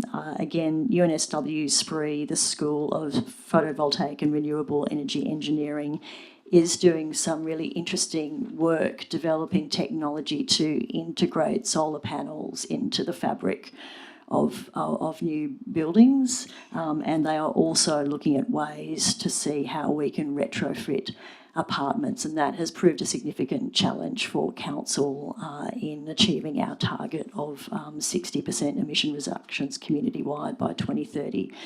So it's a wonderful opportunity to access some of the research and technology that's happening right here within our LGA. And this report will explore some of the ways that we might be able to look at that in future builds. If there are no speakers, I will put it. All those in favour? Against? I declare that carried. MM41/24, welcoming cities. I've had representations from many people, obviously, over the past term, and representations from welcoming cities was one of them. This will not involve any costs at all. It will allow, council staff are currently developing a multicultural strategy. This will help inform that and allow us to track how we are going in terms of our multicultural plan, and I think it will prove to be very positive. They also do a really wonderful conference, and so councillors may be interested in attending that if it takes place next year. If there are no speakers, I will put it. All those in favour? Against? I declare that carried. I think that is the last one. We may have a short 5-minute break and then we will come back. Thank you. We'll come back at 10:02. Thank you.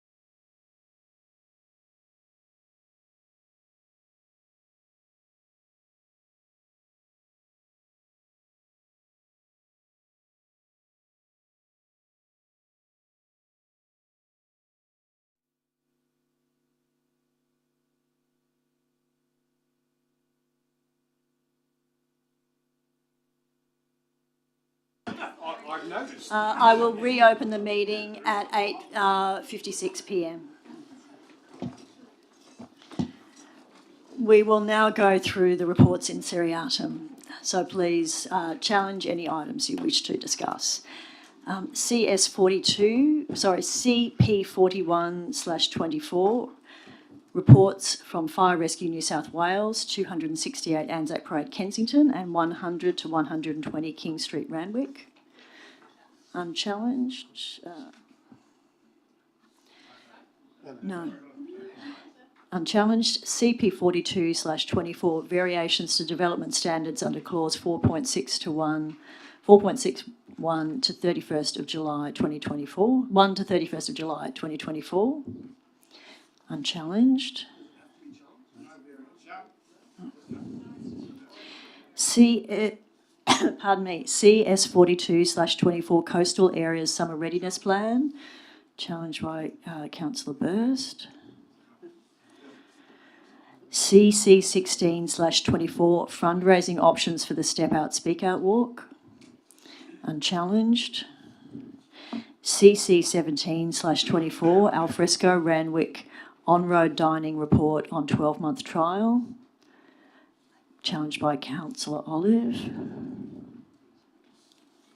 CO32/24, 2023 to 24 quarterly progress report, challenged by Councillor Burst.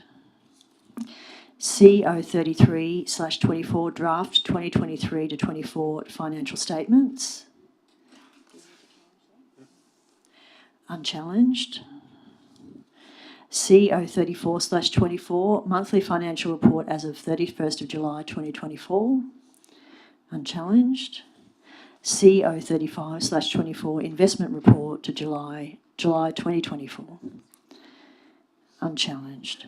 Do I have a mover for the unchallenged items? Councillor Chappell, seconded by Councillor Said. All those in favour? Against? I declare that carried. So we now move to CS42/24, Coastal Areas Summer Readiness Plan, moved by Councillor Burst. It's on page 81. I'd like to pass that on to Councillor Rosenfeld, if I could. Is a second.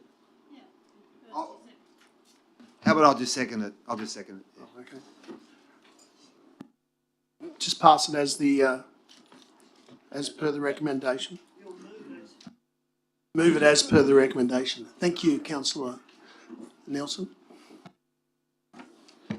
Yes, the reason why Councillor Rosenfeld. I wanted to challenge in the first place, as per the business paper, and mainly to say that how delighted I am that included in this report is the emergency response beacon at Marn Pool, which I asked a year and a half ago to be put into a particular budget. It was put back a year for the next budget. It's fantastic that it's in. I've received some great feedback from the community that the response beacon is there, and I hope that it'll make the pool safer, and should there be incidents, responses be very nice and quick. So delighted that's an upgrade to that pool, and look forward to seeing it used safely in the future. Thank you. Are there any other speakers? If not, I will put it. All those in favour? Against? I declare that carried. We now move to CC17/24. Alfresco Randwick on-road dining report on the 12-month trial, moved by Councillor Olive, challenged by Councillor Olive. Yes, well, I'll move it as per the recommendation, but I do have a question related to this, and it's just about sort of the Marks Road sort of activation there, and the fact that there are a lot of remediation treatments to the road, which sort of are in the order of $100,000. I mean, each of these particular outside dining areas was meant to cost $15,000 approximately $15,000 each. This is saying that there's $100,000 of roadworks which is going to be necessary. Is that would that be necessary if that particular outdoor dining area wasn't done, wasn't built, or is this part of that? I mean, it just seems like if $100,000 is different from $15,000 is the point I'm making. Through to the Director of City Services. Thank you. Through yourself, Madam Mayor. The $100,000 that's referred to on page 114 of the business paper, Councillor Olive, is in relation to the construction of works for angled parking.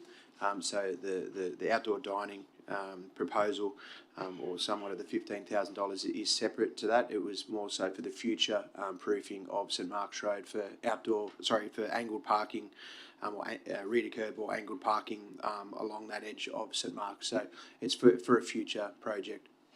Can go the outdoor dining parklet can go ahead without the $100,000. Yeah, so that's great, Todd. Thanks so much for the answer. Just to clarify, it's then coming out of a different budget, I'm assuming, given that this is... Yeah, cool. Are there any further speakers? Sorry, are there any further speakers? Councillor Hamilton, did you wish to speak as a seconder? Councillor Olive, did you wish to close? If not, I will put the motion. All those in favour? Against? I declare that carried. We now go to CO32/24, 2023 to 24 Quarterly Progress Report, challenged by Councillor Burst. I'd like to move it as per the recommendation, but I do have a question through to the relevant officer. And the question is on page 123. You've got the summary of performance tracking for April through to June 24. Now, when we go into the next quarter, does that just become a dynamic document that continues on, or does it start from baseline 0, 24, 25 summary performance? Or is that Through to the Director of Governance. Thank you, Madam Mayor, through you.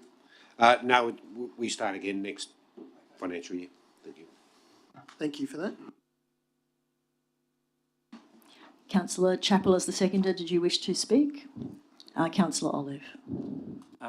I too have a question on page 105, item B14.1.2 about the library bus and sort of the underutilisation of the library bus. I mean, in all the quarters, it's been quite underutilised, and I was just wondering, it's supposed to be used for transporting people to the library, but when not being used for that purpose, it's used for other things. I mean, could someone tell me why? I know why it's being underutilised. I mean, it's a great thing to have, the council to have a bus like this, and sort of a great asset. So it should be utilised. But why? Through to the Director of Governance. Thank you, Madam, through you, Madam Mayor. The bus is utilised not only for library service, but it's used by a number of community groups. The uptake is the uptake. It's a relatively big bus to accommodate people. People find it difficult to utilise around the local government area in particular. As I understand it, this new bus does have capacity to take people with wheelchairs, so it is accessible. So no reason other than want, to be honest with you. Sorry, could I just follow up? Yeah, I just think then, I would just suggest maybe looking at, promoting that and making it well known that that's available, and and that's something that a service that council have to try and increase the demand for it. Yeah. Councillor Pandolfini. quick question about the bus. Could it be used like as a public transport, like to get people in areas where there's no buses still, to, you know, light rail and things like that? I mean, I know in other councils they do have that kind of shuttles and things like that. Through to the Director of Governance. Thank you. Thank you, Madam Mayor. Can't be used for public transport because we can't be in competition with people that have acquired their public transport licences. If we want to run a free service, we can set up a free service anywhere.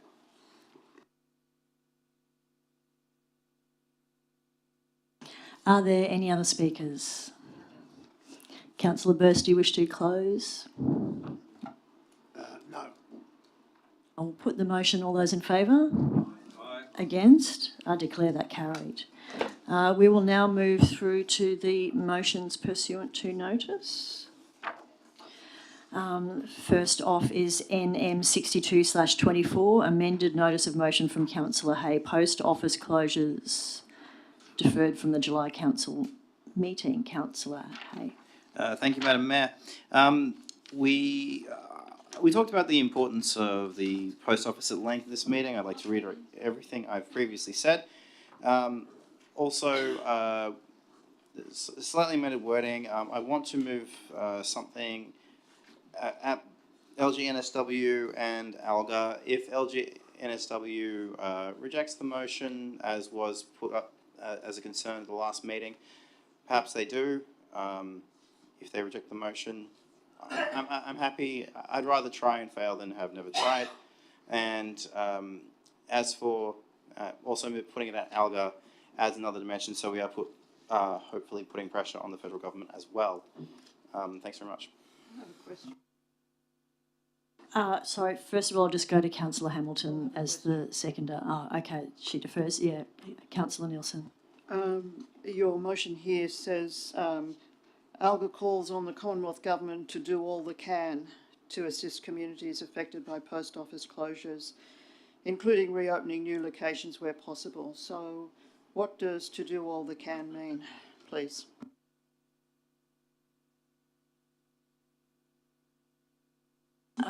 Councillor Hay. Well, ultimately, yeah, anything they can. It's right there in the words. Thank you. So you did correct that in your amendment. That's good. Thank you. Okay. Well, if there's a slightly preferred, I'm happy to. Thank you. Councillor Luxford. Yeah, I can't support this motion. Basically, these two motions as written here, I don't feel are adequate enough to go to ALGA or LGNSW. Both the Mayor and myself have fought this battle, and we've received numerous correspondence back, both being the same thing, that unfortunately, as much as we want the post office to remain in Kensington, it's not going to. The only thing we can hope for is that once the works are completed in Kensington, like a bank was brought to Kensington at one time to replace banks that had closed down after we had 5 banks and ended up with none, that we can hope that someone will take on a licensed post office in one of the shops that will be underneath the buildings that are happening. That would be our best bet, and that would be our best avenue to follow, is to try and get a licensed post office, which won't be as big as a post office that we have now, but it will do the job and it will cater for the local needs. These motions won't make it past, I don't even know, past the envelope they're in when they get to either of these bodies. I don't find them adequate enough, and they're not powerful enough in order to do what we've already done. So on that basis, I cannot support. Councillor D'Souza. The member for Heffron and the Minister for Local Government's a personal friend. And he's taken this up at a very high level, and he's made it quite clear that nothing's going to happen. But in saying, the reason I put my hand up is when there is an opportunity, a band-aid solution to this issue of a postal service. The band-aid solution is something I invested in, and it costs very little as a local pharmacist. You can invest, or your chemist or any of the shops can apply for a post-point agency. It's very reasonable, and the post-point agency allows you to sell bags, postal bags, stamps, envelopes, all those other accessories. It doesn't offer you a postal service as such, but once you invest in this post point, as they call it, and there are different stages. I, of course, invest in the highest level, and they actually put a post box outside my pharmacy as well.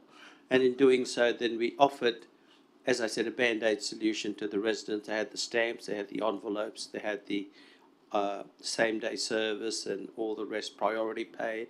The only thing they didn't have was a postal officer present, but our staff did a reasonable job. So to add to that, or to support what you're doing, the solution or the band-aid solution at the moment for suburbs like that is to apply or get one of the business to apply for a post point. In my case, I also, when the banking service disappeared in Metroville, I applied and got an ATM set up through the CBA. That's been a transformative moment in my suburbs way of life. So these solutions, yes, laugh as you may, but rather do something rather than spend your energies that way. But in saying that, what I'm saying is there are solutions. One has to research, as I did in this case, and we can do better. The community can benefit. Yes, the Bendigo Bank's a perfect example of something that was gone and we reinvented it. And slowly we can do the same with agencies, as we have in Malabar. We have a postal agency there. But at this stage, Australia Post is not offering agencies. The reason is they cannot find a way to work out what the goodwill of a business like that is, because it's a historical business. And now postage is a thing, of the past. We're going to get deliveries every couple of days, as you know, etc., etc. How do you put value on a business like that? So that's why, again, I offered to buy an agency. They said, oh, we're not selling them. But anyway, things will happen. Things will get better. But from the Minister of Local Government and others I've spoken to, there is no ready-made solution at the moment. The postal point is certainly an opportunity. I'll leave it at that. Thanks, Madam Mayor. Councillor Chappell. Thank you, Madam Mayor. While I agree with the laudable goal of retaining our post officers in our communities where we need them, I don't think this motion matches the criteria that we need to submit motions up. And I'm sorry, I can't support it.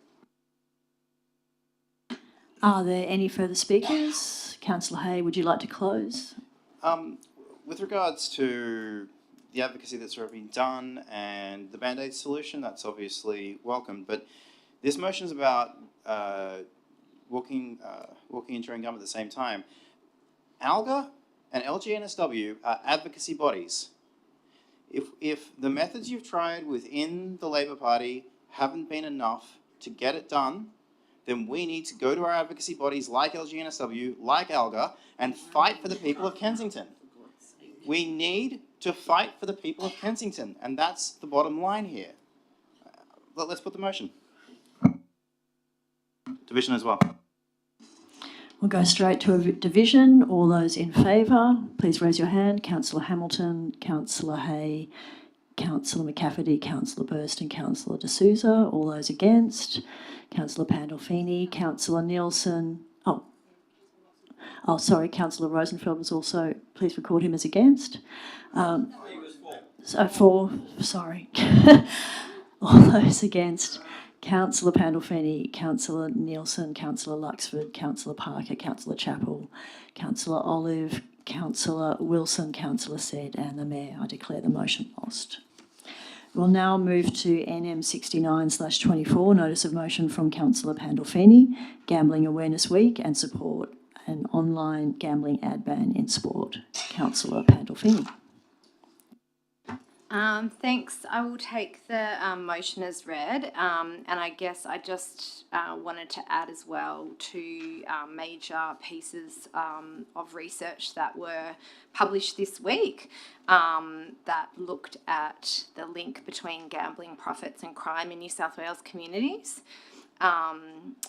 I guess the best, most powerful quote I would say is thousands of people are perpetuating violence, assaults and life-ruining scams each year to feed gambling addictions, with research for the first time proving just how many crimes would be prevented if government clamped down even slightly on the pokies. So that's one area that the researchers looked at.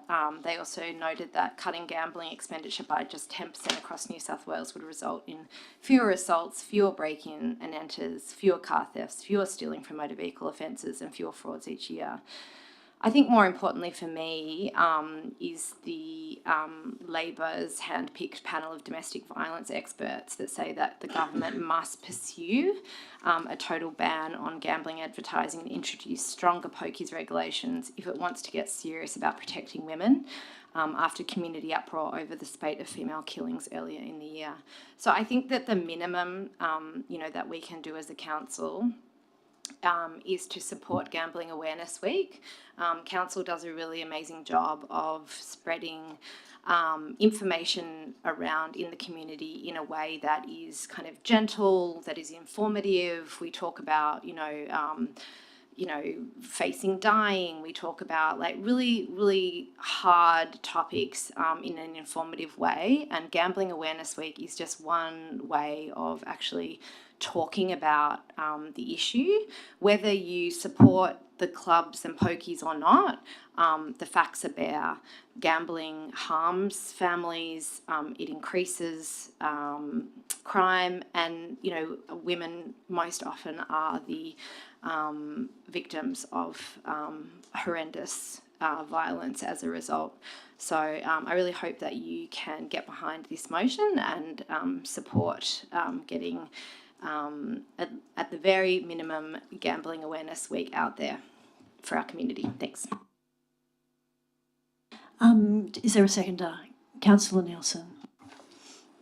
Yes, I'm happy to second this one, and I appreciate the educational aspects of your motion. I think that's very important, and I do think that our communications team can do the good job of assisting in supporting the Gambling Awareness Week. So I urge my fellow councillors to support this motion.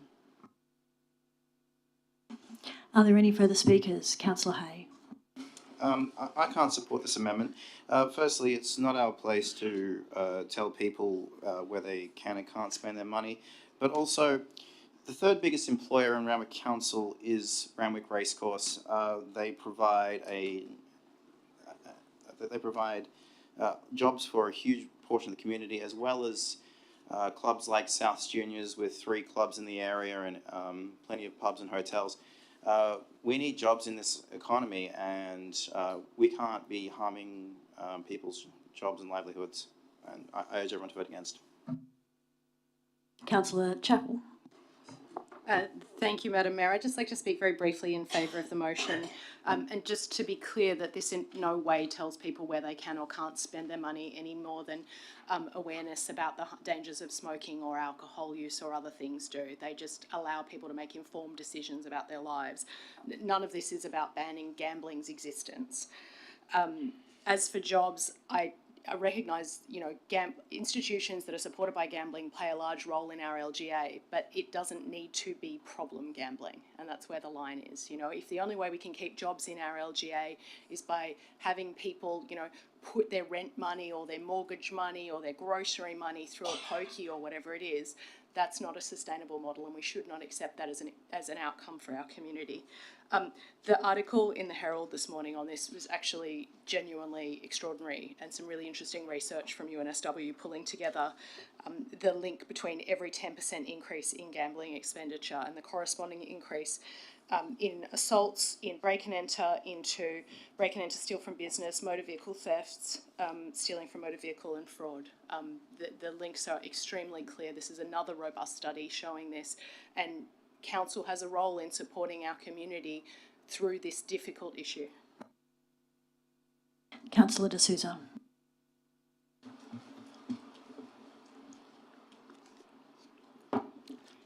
Gambling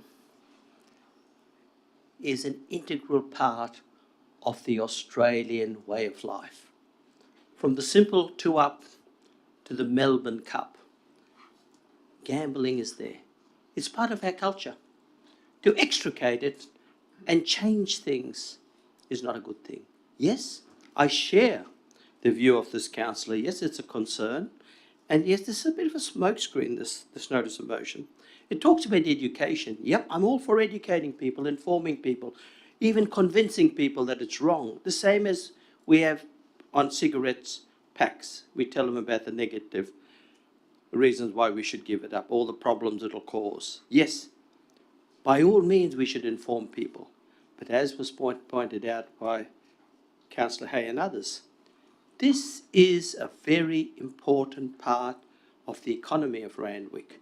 I mean, just the employment, the opportunity, the hope gambling gives people. Yes, I like to punt on the horses. I'm not a gambler, but I like a good horse. I like to bet. I like to, on the rugby and the rugby league, the Melbourne Cup. This is just part of the way I was brought up. So in saying that, it's not a matter of right or wrong. Yes, you have your views on gambling, and I do. Mr. Costello has a very strong view, the Reverend Costello, on gambling. And yes, I've seen the other side where people have lost everything. Whose fault is it? You can't blame the gambling companies. Yes, they're going to do their job. But coming back to online gambling and advertising, if we don't have advertising in sport or gambling advertising in sport, as was recently shown by the vote at the federal level, we won't get free-to-air sport anymore. They wouldn't be able to afford it. So we've got to take all these factors into consideration. It's not just a matter of one thing. There are many factors that make a difference. So I won't be supporting this notice of motion. Are there any other speakers? Councillor Pandolfini, would you like to close? Yeah, I guess I just would want to close on saying that, it's disappointing that you weren't able to read the contents of the motion because there's nothing in there, as Councillor Chappell said, about stopping it. I'm sure you would understand, in terms of, medication and things like that, it's about education and informing. So as I said, the council already distributes information about domestic violence. We have frontline services. We hold a huge march that everyone gets involved in. We have just heard from the experts who have said that one of the most dangerous things for women and for domestic violence is gambling. So why wouldn't we want to spread that message and do everything we can to reduce harm? It doesn't need to put people off. I appreciate and I am tolerant of understanding that people love going to the races. Lots of my friends do too. That's not what it's about. It's about people losing their livelihoods and going home and taking it out on their homes, which is a horrible and horrific side of gambling. If we cannot face up to it, then it is not going to change. And then support for domestic violence is simply hollow because you are not listening to the experts. I would also say it's really disappointing to hear a Liberal say that they're not going to support it when we had an incredibly brave government, which we miss elements of so much, who were able to actually step up, make a difference, show that they are different in the parties, and that they were actually going to take a stand. And that was brave and that was amazing, and people thought it was really courageous. So it's really disappointing about that slide in commitment. Thanks. I will now put it and we'll go straight to a division. All those in favour of the motion, please raise your hand. Councillor Pandolfini, Councillor Nielsen, Councillor Luxford, Councillor Parker, Councillor Chappell, Councillor Olive, Councillor McCafferty, Councillor Wilson, Councillor Said and the Mayor. All those against, Councillor Hamilton, Councillor Hay, Councillor Rosenfeld, Councillor Burst and Councillor D'Souza. I declare the motion carried. We will now go to NM 70/24, notice of motion from Councillor Pandolfini, allocate budget for free usage of Randwick venues for arts and council. Councillor Pandolfini. Again, I'll just take this as read. I just wanted to note that I really appreciated the staff report on the success of the previous program offering free space for arts and cultural activities for the community in the venues. And I guess I would also note the venue usage on the current quarterly annual report, which really I would like to see those venues being used more. Like, it could really be inched up. And a lot of councils around us are doing similar things. So I think it would be really great if we could do that as well. Thanks, and I hope you support it. Councillor Parker, are you seconding the motion? Is there a seconder for this motion? Councillor Olive, do you wish to speak?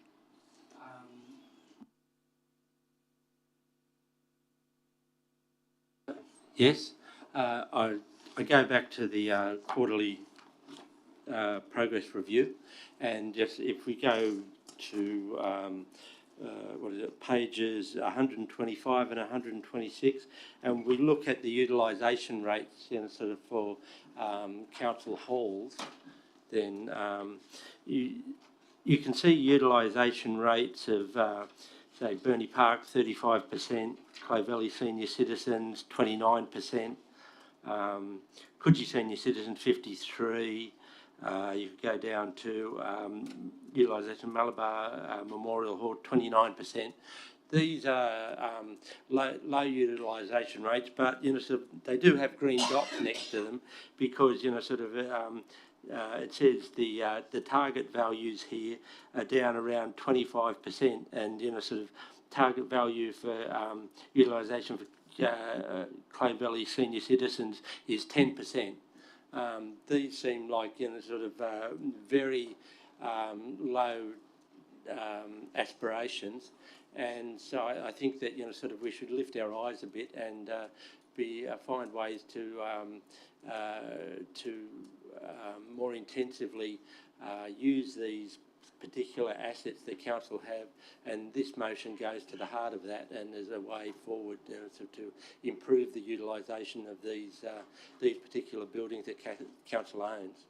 I urge you to support the motion. Councillor Parker. Thank you, Madam Mayor. I have an amendment. Mr. Kelly, could you please bring it up? Thank you. The amendment retains A, B, C, D, and most of point E.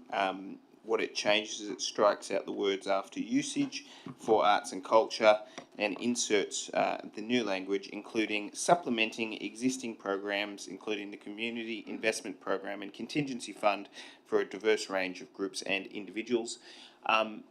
I believe that this wording is superior as it does not exclude the usage as intended by Councillor Pandolfini, but opens the potential fee waiver to a broader range of groups and individuals and usages. I think that as an approach is consistent with council wanting to activate our halls and venues for a range of uses rather than quarantine it for a particular use, which I think is, very commendable, but I think that there are a range of other potential usages, and this amendment represents the intent but broadens it to include other groups and individuals which may be meritorious. So I commend the amendment. Councillor Pandolfini, do you accept the amendment? Yeah, yes I do, and I appreciate it, thanks. Are there any other speakers? Councillor Pandolfini, would you like to close? Oh, sorry, Councillor Burst.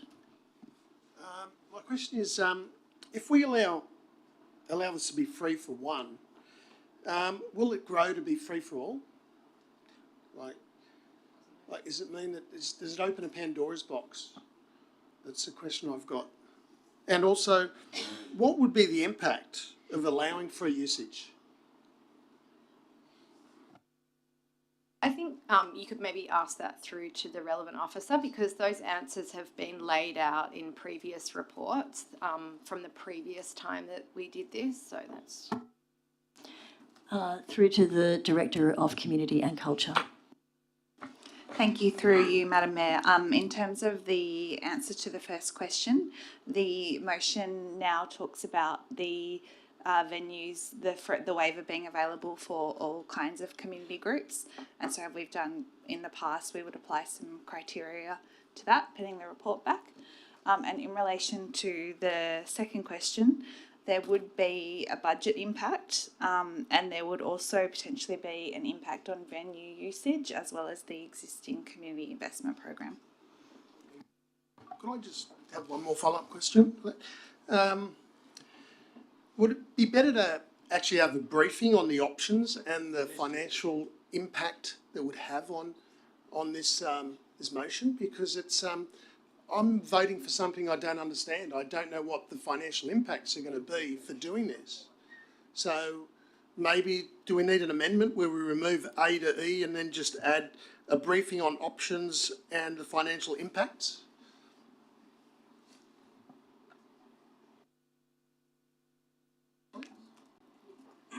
Could I put that up, please? As an amendment? May I just ask if I'm permitted to ask a question through to the Director of Community and Culture? Would the report noted in point E actually have that information? Thank you, Madam Mayor. Yes, as part of the report back, we could include a briefing prior to that report.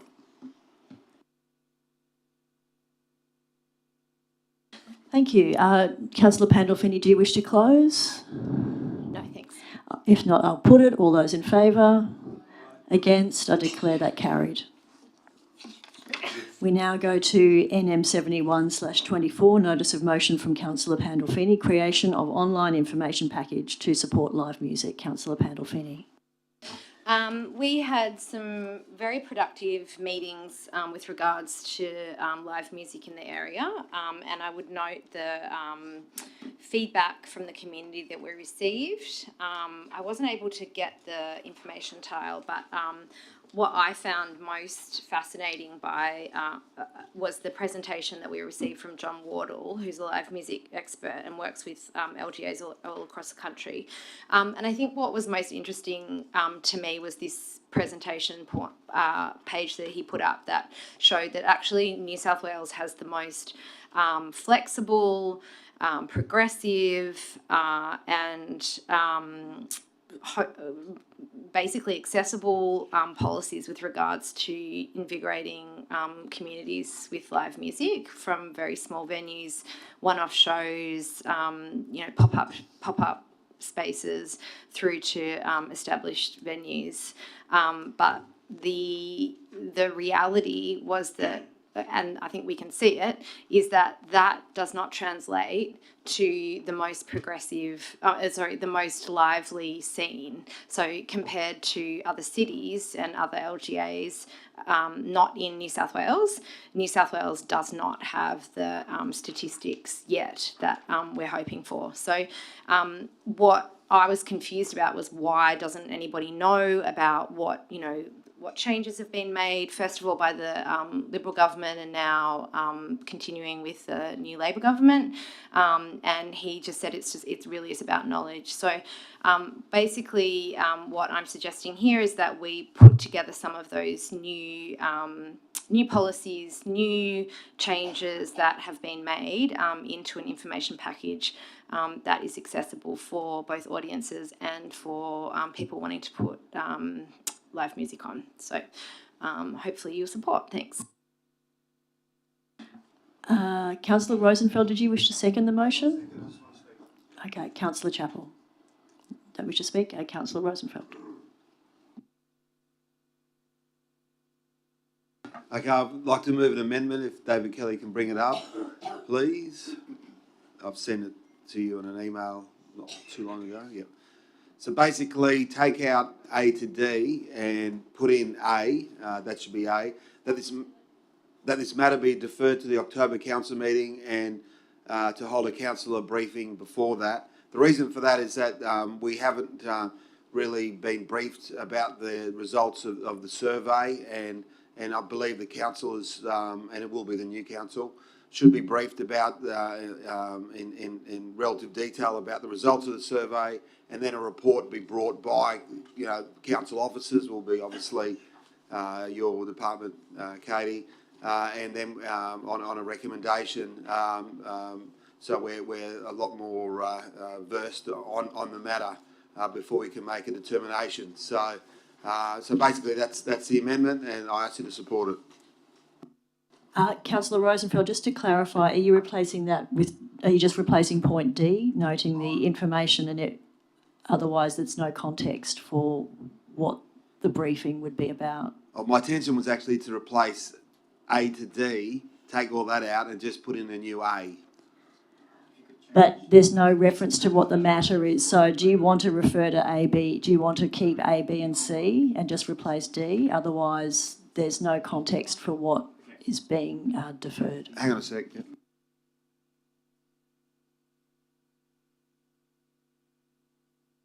Okay, keep A, B and C and just replace D with with that. Thank you.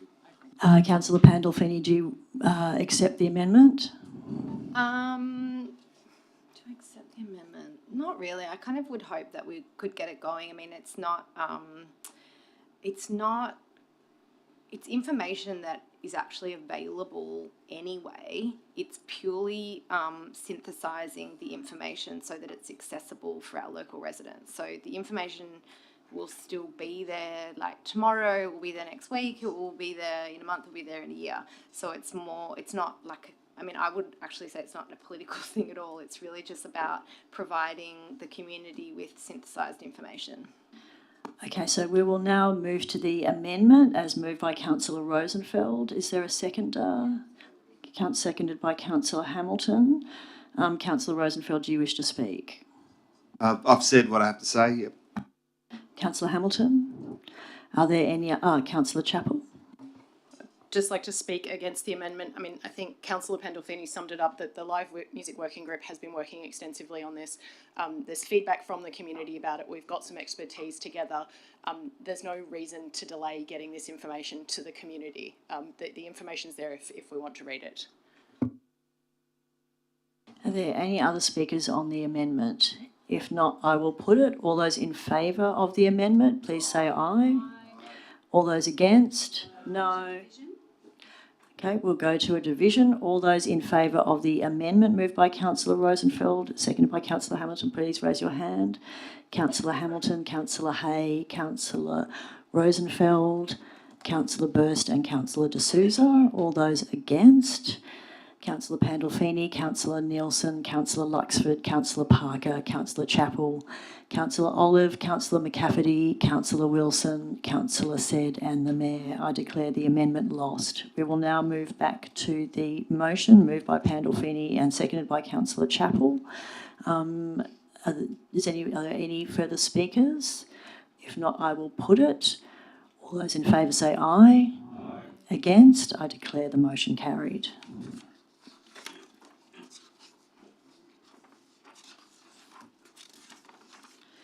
We now move to NM 72/24, Notice of Motion from Councillor Olive, updating Council's significant tree register and a campaign promoting the value of trees to our community. Councillor Olive. Yes, this council has, sort of as part of its environmental strategy, 40% canopy by 2040, and council working hard to achieve that by the planting of trees and the increasing of the greening of this local government area, particularly with an emphasis down in the more southern wards where there are less trees, but also continuing in the northerly wards as well. one area where I think council may improve, although they do promote the idea of more trees in a lot of their media, is that I think there could be greater emphasis, as the speaker mentioned here, on interacting and bringing the community into the rationale for the greening of our LGA and improving the greening of the LGA. There are good reasons, for having more trees, and the 2040 target, and we can go through the list, that trees improve, are beautiful. They improve property prices. If you've ever been down, somewhere where there's a beautiful arbour, it's a desirable place, to live. That trees support habitat. They cool down, the community. They mitigate against traffic noise and traffic pollution. They store carbon. There are so many reasons for supporting additional trees, but it is under some threat, by one glaring situation, which is the poisoning of trees, which is occurring, across the Sydney region. I mean, we've heard of areas which were chainsawed and things like that, but in our LGA, Heidi talked about at the spot, what's happened there, but we know situations that have come to council in Northwood. I just stumbled upon, next to Pioneer Park, where trees have been poisoned. Now, this is all an indication that we can't just have it as part of a policy. We have to have it as part of a promotion. And so there has to be policy hand in hand with promoting, the need for the greening of our council area. One opportunity for promoting, the greening of our area is through the listing of significant trees and the significant tree register that council holds. This was a process which was done in 2007, where the community were asked to nominate significant trees based on certain criteria. This significant tree register, as I say, goes back to 2007. That's 17 years ago. And so, if we're thinking of ways that we could start up a campaign, which this motion goes to convince the community that greening of our suburb is an imperative idea, is to include another round of nominations by the community in choosing trees that they think of as significant, to this area, and maybe even broadening the criteria for that as one part. Additional things that could be done to mount a campaign by council are bringing significant stakeholders such as Wires and the University of New South Wales on board with regard to this. We have a notice of motion on a memorandum of understanding on sustainability, with the University of New South Wales. They would have ideas. The idea of having education programs, maybe fora on greening, what it could look like, what suburbs could look like, maybe photographic exhibitions. Some ideas, off the top of my head that I've suggested. But in point H, after suggesting that we do build a campaign, I think it's to give that more meat on the bone. We could ask council to come back with a report which includes recommendations on resourcing implications and recommendations. Thank you, Councillor Olive. Councillor Nielsen. Councillor De Souza. Thank you, Madam Mayor. Many months ago in this term, I brought up something that was really important. It was called the urban heat island effect.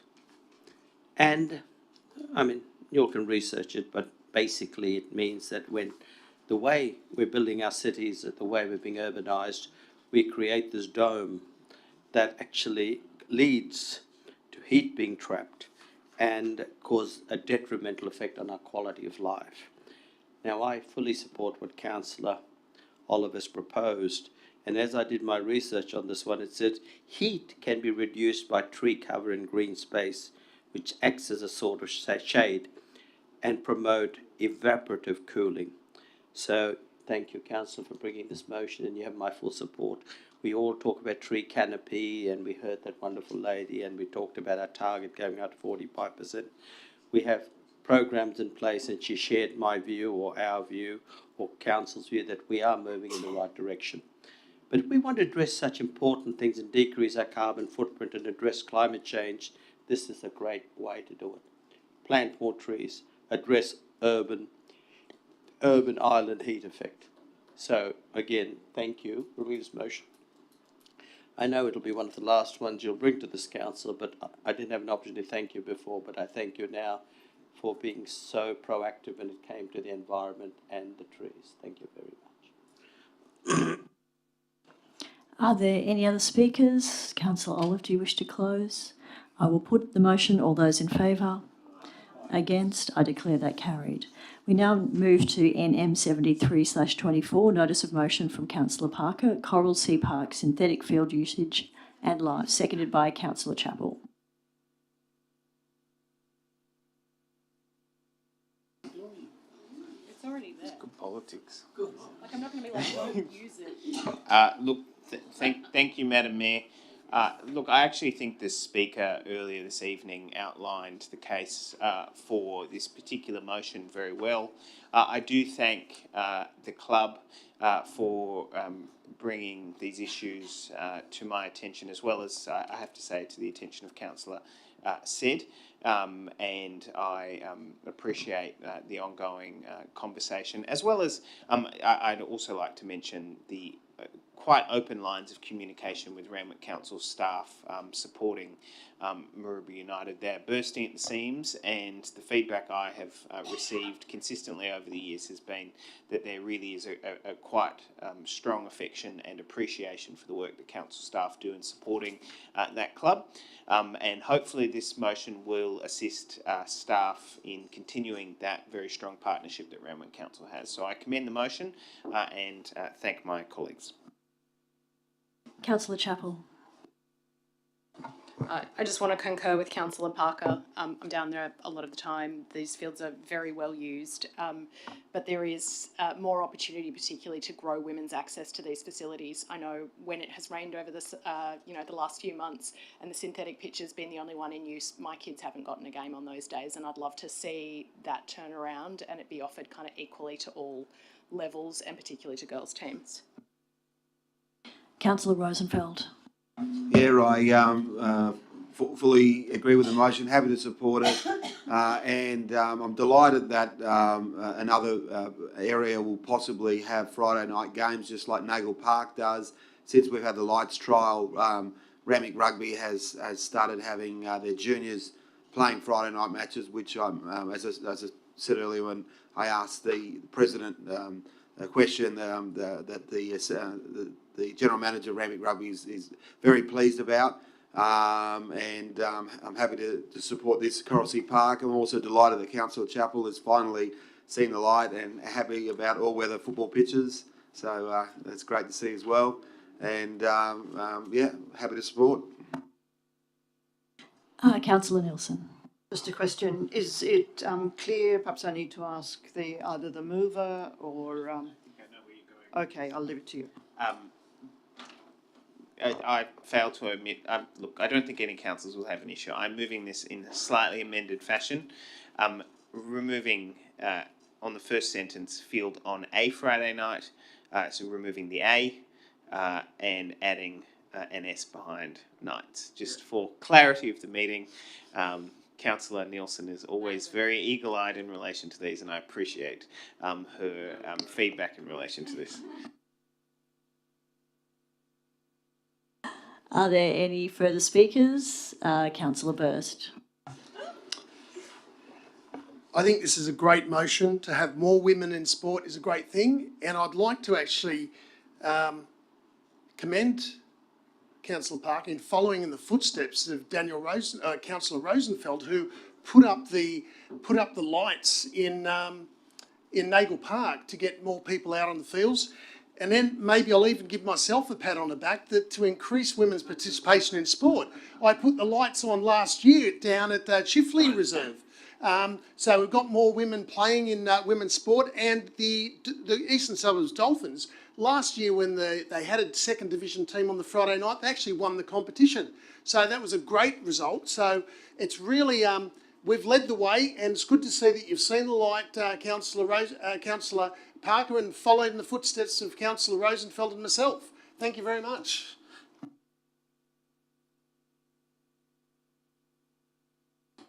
Right. Are there any further speakers? Councillor Parker, would you like to close the debate? Look, in closing the debate, I'd just like to thank the contributions of all councillors in relation to this particular matter, and I'd say, may the accolades be shared.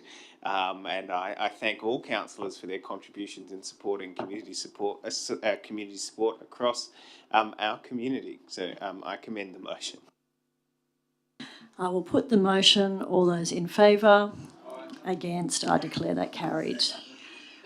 We now go to NM 74/24, notice of motion from Councillor Hay, remove unused bus stop signs.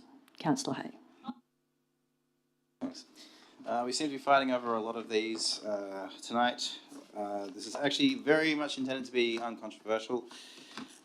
Meek Street was closed off to traffic in 2014, and as far as I can recall, there have not been a single bus go down Meek Street since, likewise Kennedy Street. So these bus stops in the business paper, they haven't been used for 10 years.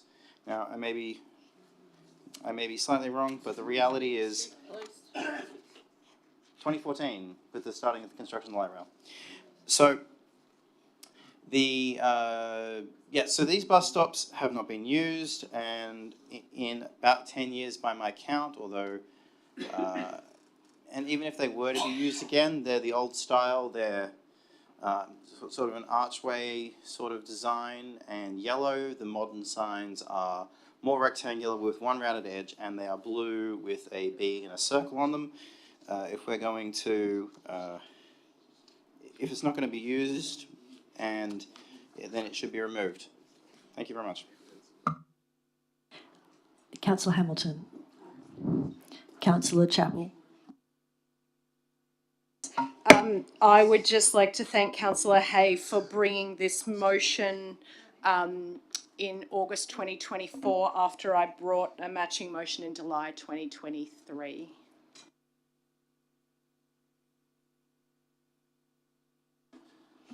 Thank you. Councillor Said. I'd like to ask a question, Madam Mayor. In future, because I know there was some bus stops removed from Malabar.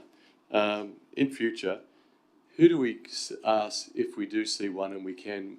Does it go to the traffic committee, or does it just go straight to the director? Just want to know in future, rather than bring it to a council as a motion, can we just write a letter to somebody and ask?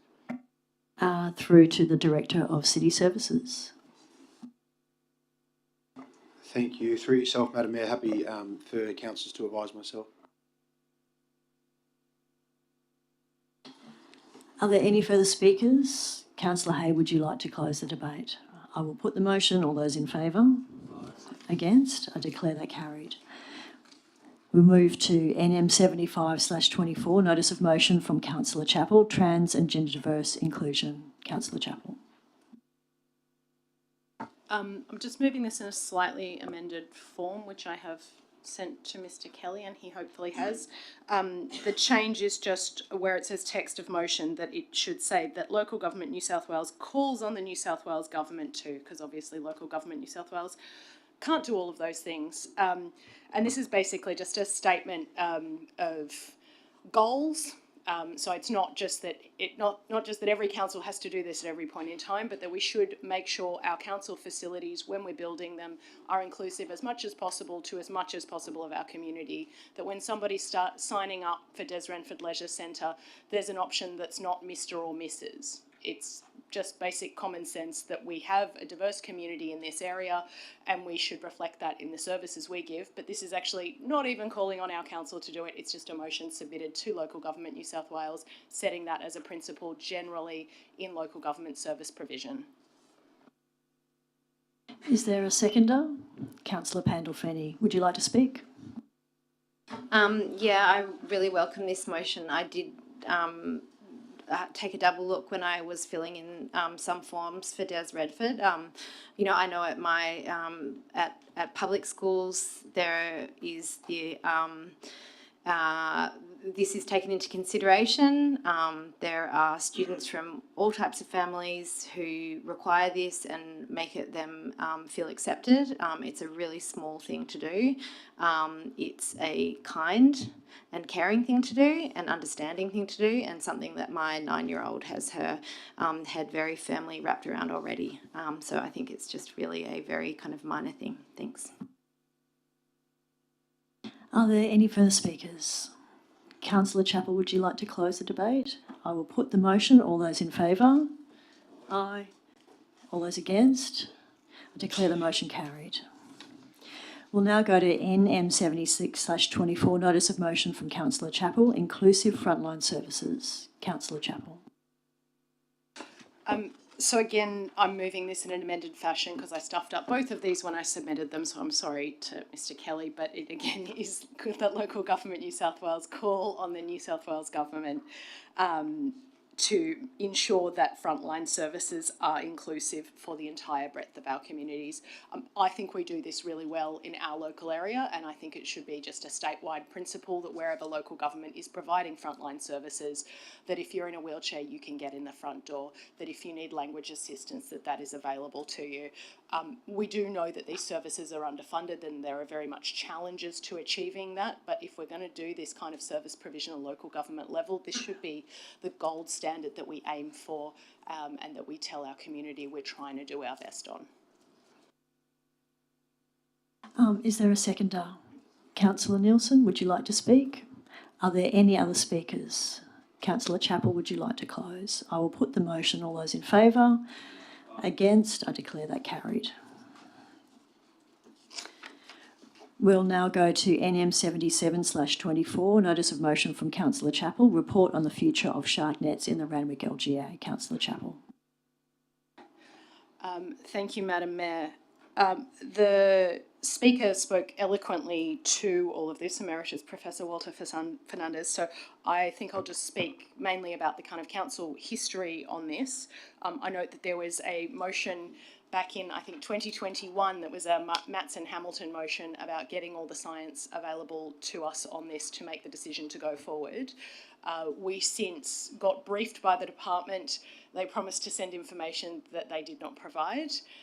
They promised a whole process about going ahead on what we were going to do on this, how we were going to speak to our community on this, and again, that information was not forthcoming, which I do think is a real shortcoming of the state government, who, you know, presented us with extremely compelling information about what was happening in the waters of our LGA, and that data showed quite strongly that the nets were impacting quite a lot of non-target species beloved in our area by our community, and they were doing so with little impact on actual risk to swimmers in the water or surfers.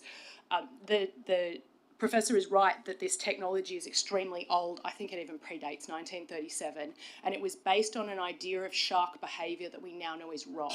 So the nets were originally based not on actually screening off the beach, because they obviously don't do that. They're tiny in the scope of a large, big beach, but on the idea that sharks were territorial like dogs, and therefore if you put a net in a spot that blocked off where they were being territorial, that they rack off and find somewhere else where they could be territorial in that space.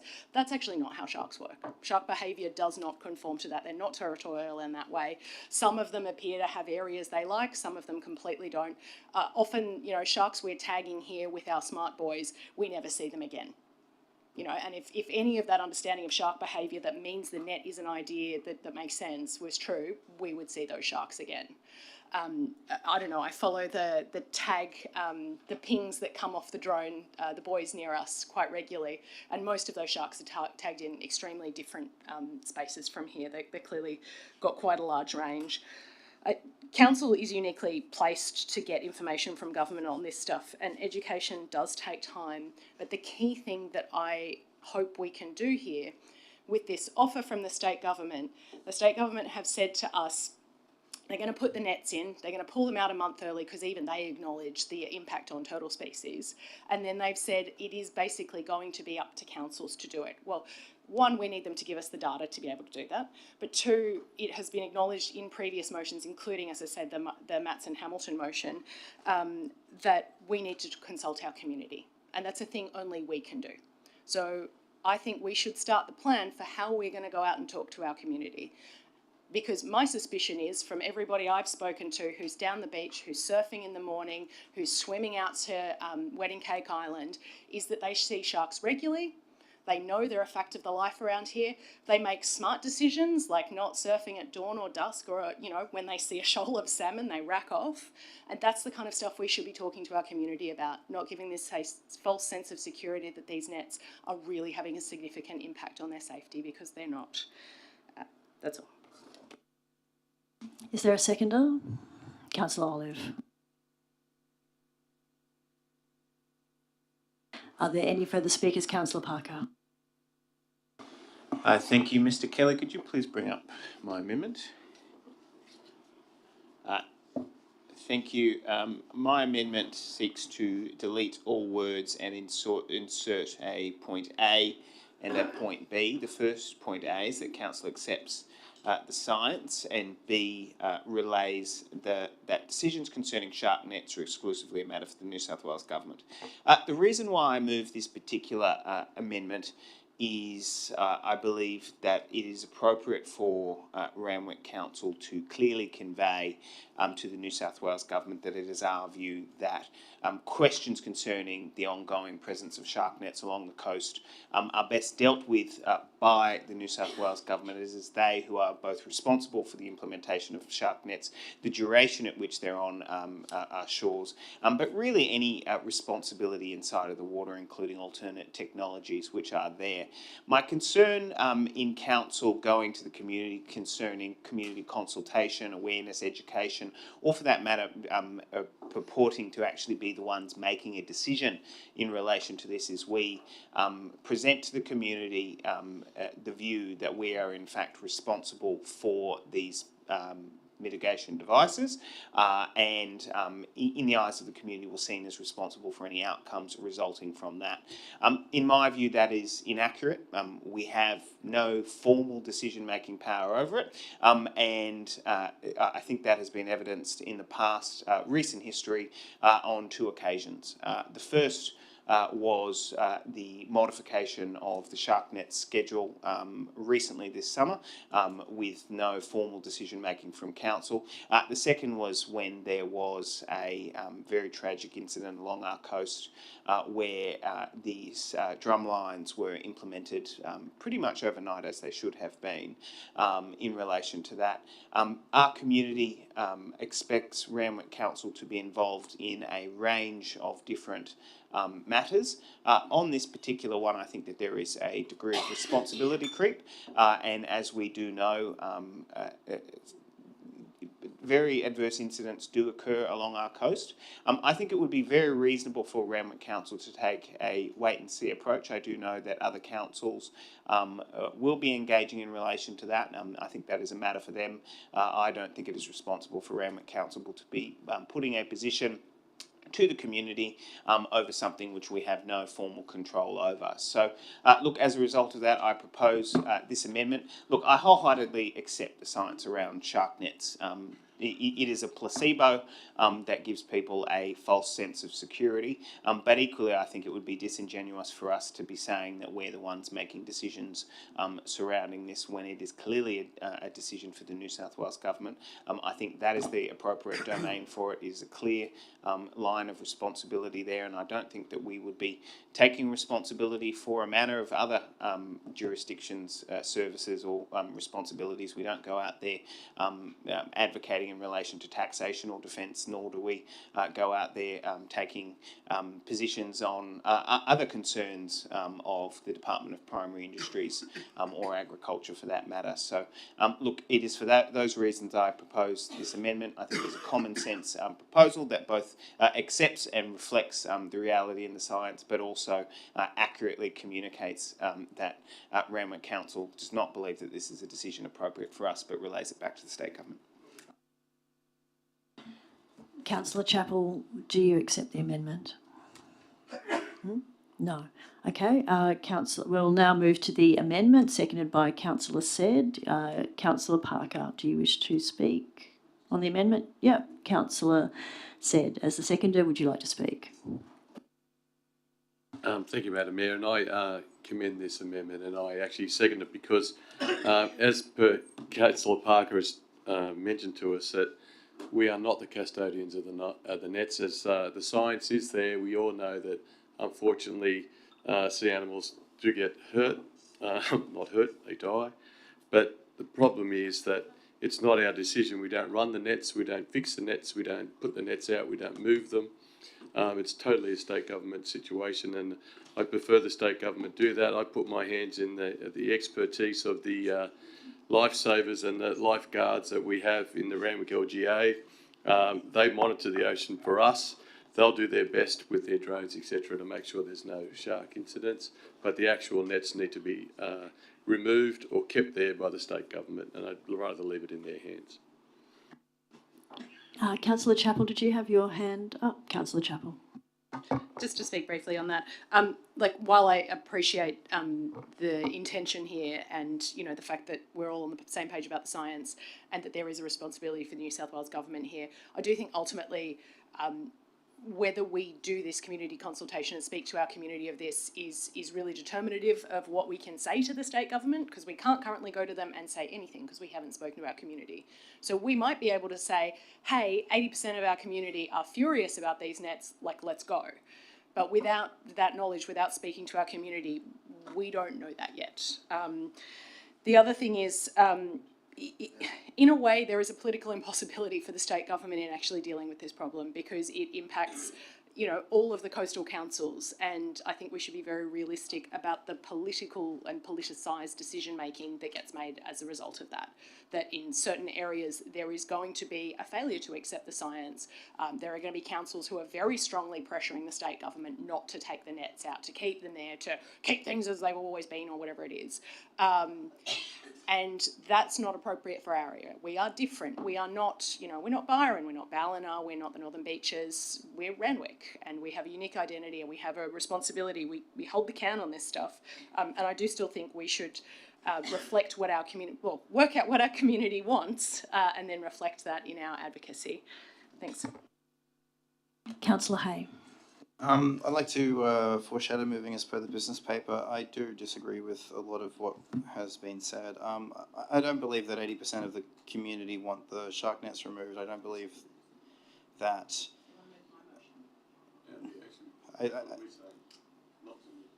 I said what I said. Could you repeat what you said? Sorry. No. Look. Could he please repeat what he said? Sorry, I foreshadow moving as per the business paper.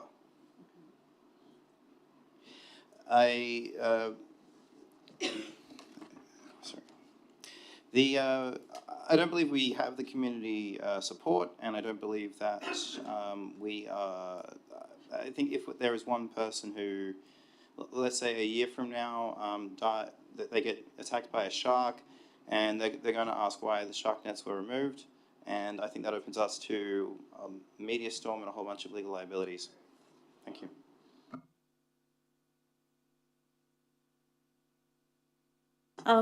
Are there any other speakers on the amendment?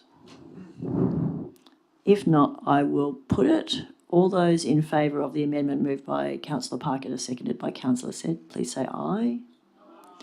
All those against? No. I declare the amendment lost. Division, we'll go to a division. All those in favour of the amendment, please raise your hand. Councillor Nielsen, Councillor Luxford, Councillor Parker, Councillor McCafferty, Councillor Wilson, Councillor Said. All those against, Councillor Hamilton, Councillor Pandolfini, Councillor Hay, Councillor Rosenfeld, Councillor Chappell, Councillor Olive, Councillor Burst, Councillor D'Souza and the Mayor. I declare the amendment lost.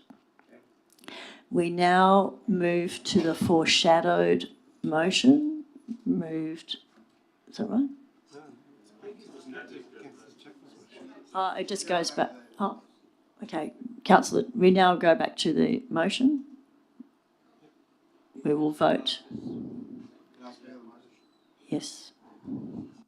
Yeah, I can't support the actual motion because I'm a believer if it ain't broke, don't fix it. We've had very, very few shark attacks over the years. There's no need to get rid of the nets. If it ain't broke, don't fix it. Please, I can't support this motion. Councillor Parker. Through you to the relevant officer, can I just confirm what action, if any, would be taken by council staff in the event that this motion failed? Through to the General Manager. Thank you, Madam Mayor. As it's a notice of motion, if there's no resolution, nothing happens. It's not a council report. Look, in light of that advice, I do not support the motion as moved. Chappell Olive. Thank you. Councillor Olive. I just want to go to the statement, if it ain't broke, don't fix it. I mean, I'm sure that when buggies were, all the rage and, pulled by horses, they would have been saying, if it ain't broke, don't fix it. But, change inevitably occurs. And, as was pointed out, we have modern technology these days, to deal with, the protection of the community against shark attacks without using what is, an early 20th century technology, and so we should get with the program, and use 21st century technology to deal with this matter. Thank you. Councillor Said. Question of the mover. If and I'm not trying to have a go here, would the intention be that you would prefer to remove the nets and do it through consultation and all that sort of stuff, but the aim of the report is to remove the nets in essence? And yeah. Look, I would like the nets removed, but the aim is to ask the community, well, get ready to, it's actually, if you read it, it's actually to prepare a report including a plan for community consultation. So not doing community consultation, but it's to be ready to be able to make a submission to the state government if and when they ever ask our opinion on this stuff. So personally, do I want the nets out? Yeah, because I've read the science and they are broke and you should fix things when they're broken. No, that's fine. Yeah, but I think it's very possible that our community has very different opinions on this, and I think we should talk to them about it. Councillor Hay. I don't think that we will end up having a large number of people ever saying we should remove the shark nets. Because we've talked about this at length. The community, when we have 7 in the part, aren't in favour of it. We need to stop entertaining this notion. We have a clean vote and say we're not going to remove the shark nets, and it's not worth taking up our staff's time with something we're never going to do. Thank you. Are there any other speakers? Councillor Chappell, would you like to close the debate? I am going to put the motion. All those in favour, go straight to a division. If you are in favour of the motion, please raise your hand. Councillor Pandolfini, Councillor Chappell, Councillor Olive and the Mayor. All those against? Councillor Hamilton, Councillor Nielsen, Councillor Hay, Councillor Luxford, Councillor Rosenfeld, Councillor Parker, Councillor McCafferty, Councillor Wilson, Councillor Said, Councillor Burst, Councillor De Souza. I declare the motion lost. We now go to NM 78/24. Notice of motion from Councillor Rosenfeld, bus service improvement update. Councillor Rosenfeld. Okay, well, you recall in the June meeting that as part of the operational plan and budget, basically we council resolved to write to the Transport Minister and ask about the bus task force. That was 2 months ago. We still haven't seen anything, and it's pertinent that that we write to the state government asking for an update on the bus service improvements. I'm seeing as far as the border of Randwick Council and Bayside in the Central Ward area, people moving into new towers across the road from Randwick Council in our neighbours in Bayside and the Meriton, and a lot more people moving in and a lot more people basically battling for the bus and causing a lot of strain of people trying to get the bus. A lot of Randwick residents trying to get to work and Bayside residents as well, but obviously we represent Randwick. So we really need this report back. It's very important. And also, number B, requesting a briefing for the new council, because it's great that the new councillors can get up to date, as well as us as well, who are returning. I'm intending to, yeah, after the election. So please support it. Councillor Hamilton. Are there any other speakers? Councillor Rosenfeld, would you like to close? I will put the motion. All those in favour? All those against? Declare that carried. We now go to NM 79/24, notice of motion from Councillor Said, investigate the painting of a mural on the Surf Rescue 30 building. Councillor Chappell. Thank you, Madam Mayor. I actually looked down and saw my name. I put this through, Madam Mayor, because back in the term, back in the day when I was mayor, I actually put an investigation into painting murals, and there was going to be a trial at Malabar. Unfortunately, COVID and a few other things sort of slowed it all down. So I was talking to some of the stakeholders at the Malabar precinct and also at the Surf Lifesaving Club down at the Surf Rescue. And there is a big wall there, grey, ugly wall that really serves no purpose. The Malabar precinct one day put up a photo on their web page, and it was of the old surf club that used to be at Malabar, and it got something like about 200 likes and 1,000 comments from people that were part of that old, and it brought back memories for everyone and all the people that lived at Malabar for a long time.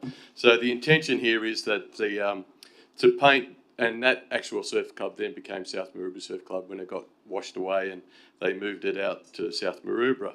So the intention is to find that picture that was originally on the website, paint the mural, involve the Surf Rescue, and probably involve maybe South Maroubra with the logo of Lifesaving, but to brighten up that grey wall and to start our whole, start the trial off that the public paintings will start, and this could be a very good addition, and I think the whole people of Malabar are right behind it.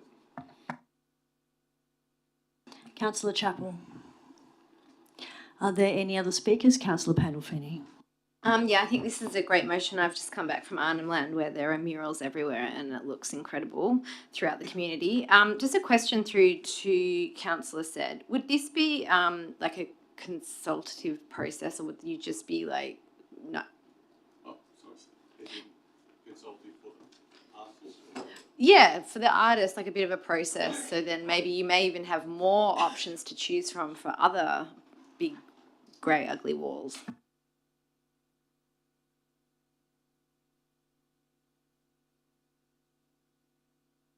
Are there any further speakers? Councillor Said, would you like to close? I will put the motion. All those in favour? Against, I declare that carried. We now go to NM 80/24, notice of motion from Councillor Said, fast track completion of the missing link on the Malabar Headland track. Councillor Chappell, thank you. Thank you, Madam Mayor. And I think we all know this actual point from Fisherman's Road to Malabar Headland. The unfortunate part is that this is a fantastic piece of land. It used to be closed down and was hardly ever used because the rifle range used to shoot most weekends, and now they've sort of calmed down to every second Sunday. So there is more opportunities to use this land, and actually it's unknown that it's actually council land. A lot of people think it's part of the national parks. To their credit, as you can see in that little map to the left, Magic Point with the yellow is national parks have actually fixed up their part of it. It's actually quite good. They've actually put in more access for disabled people. What I propose is, and as you can see, that actually is the actual photo of how it looks. You could be impossible to jog along there, let alone walk along there. And people who aren't short-footed or anyone with a disability has got no hope of walking along there. We all know it was an old tip. Unfortunately, this is part of the whole nemesis of the coastline, that they were all old tips, and who knows what you can find. So the remediation process will be very expensive and will take a while. But so I'm asking for it to be planned and to start as soon as possible. That way, hopefully in the next year or two, we should be able to be walking along here. Disabled people will be able to use it. And it would be fantastic for people to find out the magic of Magic Point. It's some of the best parts of our LGA. And unfortunately, it's just not accessible. So it'd be fantastic when it's done. Councillor Chappell. I'd like to thank Councillor Said for bringing this motion, and I think this is actually the second motion that you and I have had together about this remediating this track. And I think Mr. Clark recalls the scars I showed him when I did run on this exact path, and I now still have quite a nice mark there and on that shoulder. Well, yeah. So I just think that access to this headland, like this is the jewel in our crown in our area. It is so beloved, and anything we can do to make it easier to get there, I think is really deeply important. I will say on remediation, it's entirely possible that we may end up needing to kind of cap some of this land off, or put a path on the top, or, you know, use some alternative methodology here, just recognising how deeply contaminated it is. But we should be clear that people are currently using this path, so any contamination that we're concerned about, or asbestos or whatever's under there, people are currently exposed to. So there is a sense of kind of urgency about needing to sort this out. Councillor Burst. It'll be great to have this finished, and it would have been a vision and a mindset of the Liberal Environment Minister back in 2015, Greg Hunt, and also and Rob Stokes. So they were the ones that actually opened up the headland after 100 years of being closed off. So it's great to see that that's, you know, it's the fact. Could I be heard in silence, please? So it's 2015. The Liberal state and federal environment ministers opened up the headland when it's been closed for over 100 years. It was a great result back then, and now we're seeing the fruits of that labour.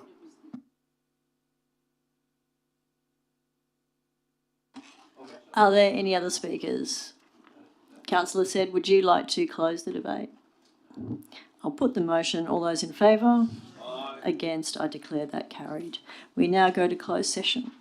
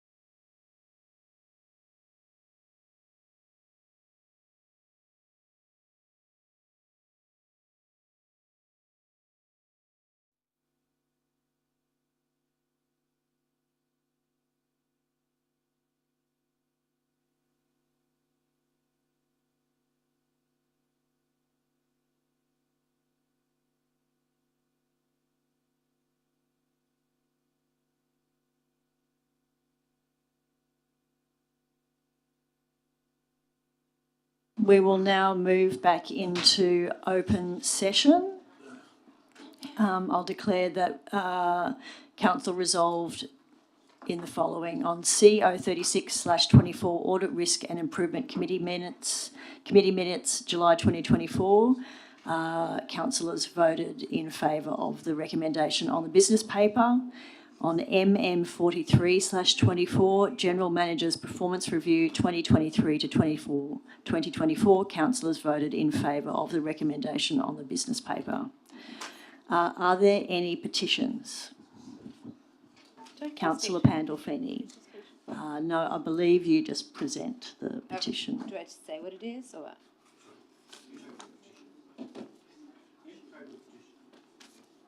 Can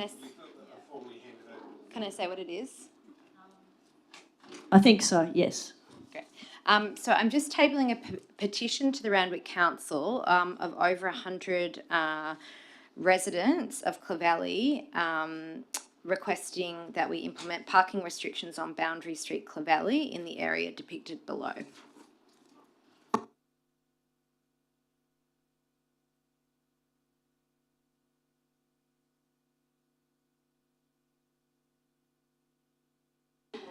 I will now declare the meeting closed at 10:32 p.m. Thank you, councillors.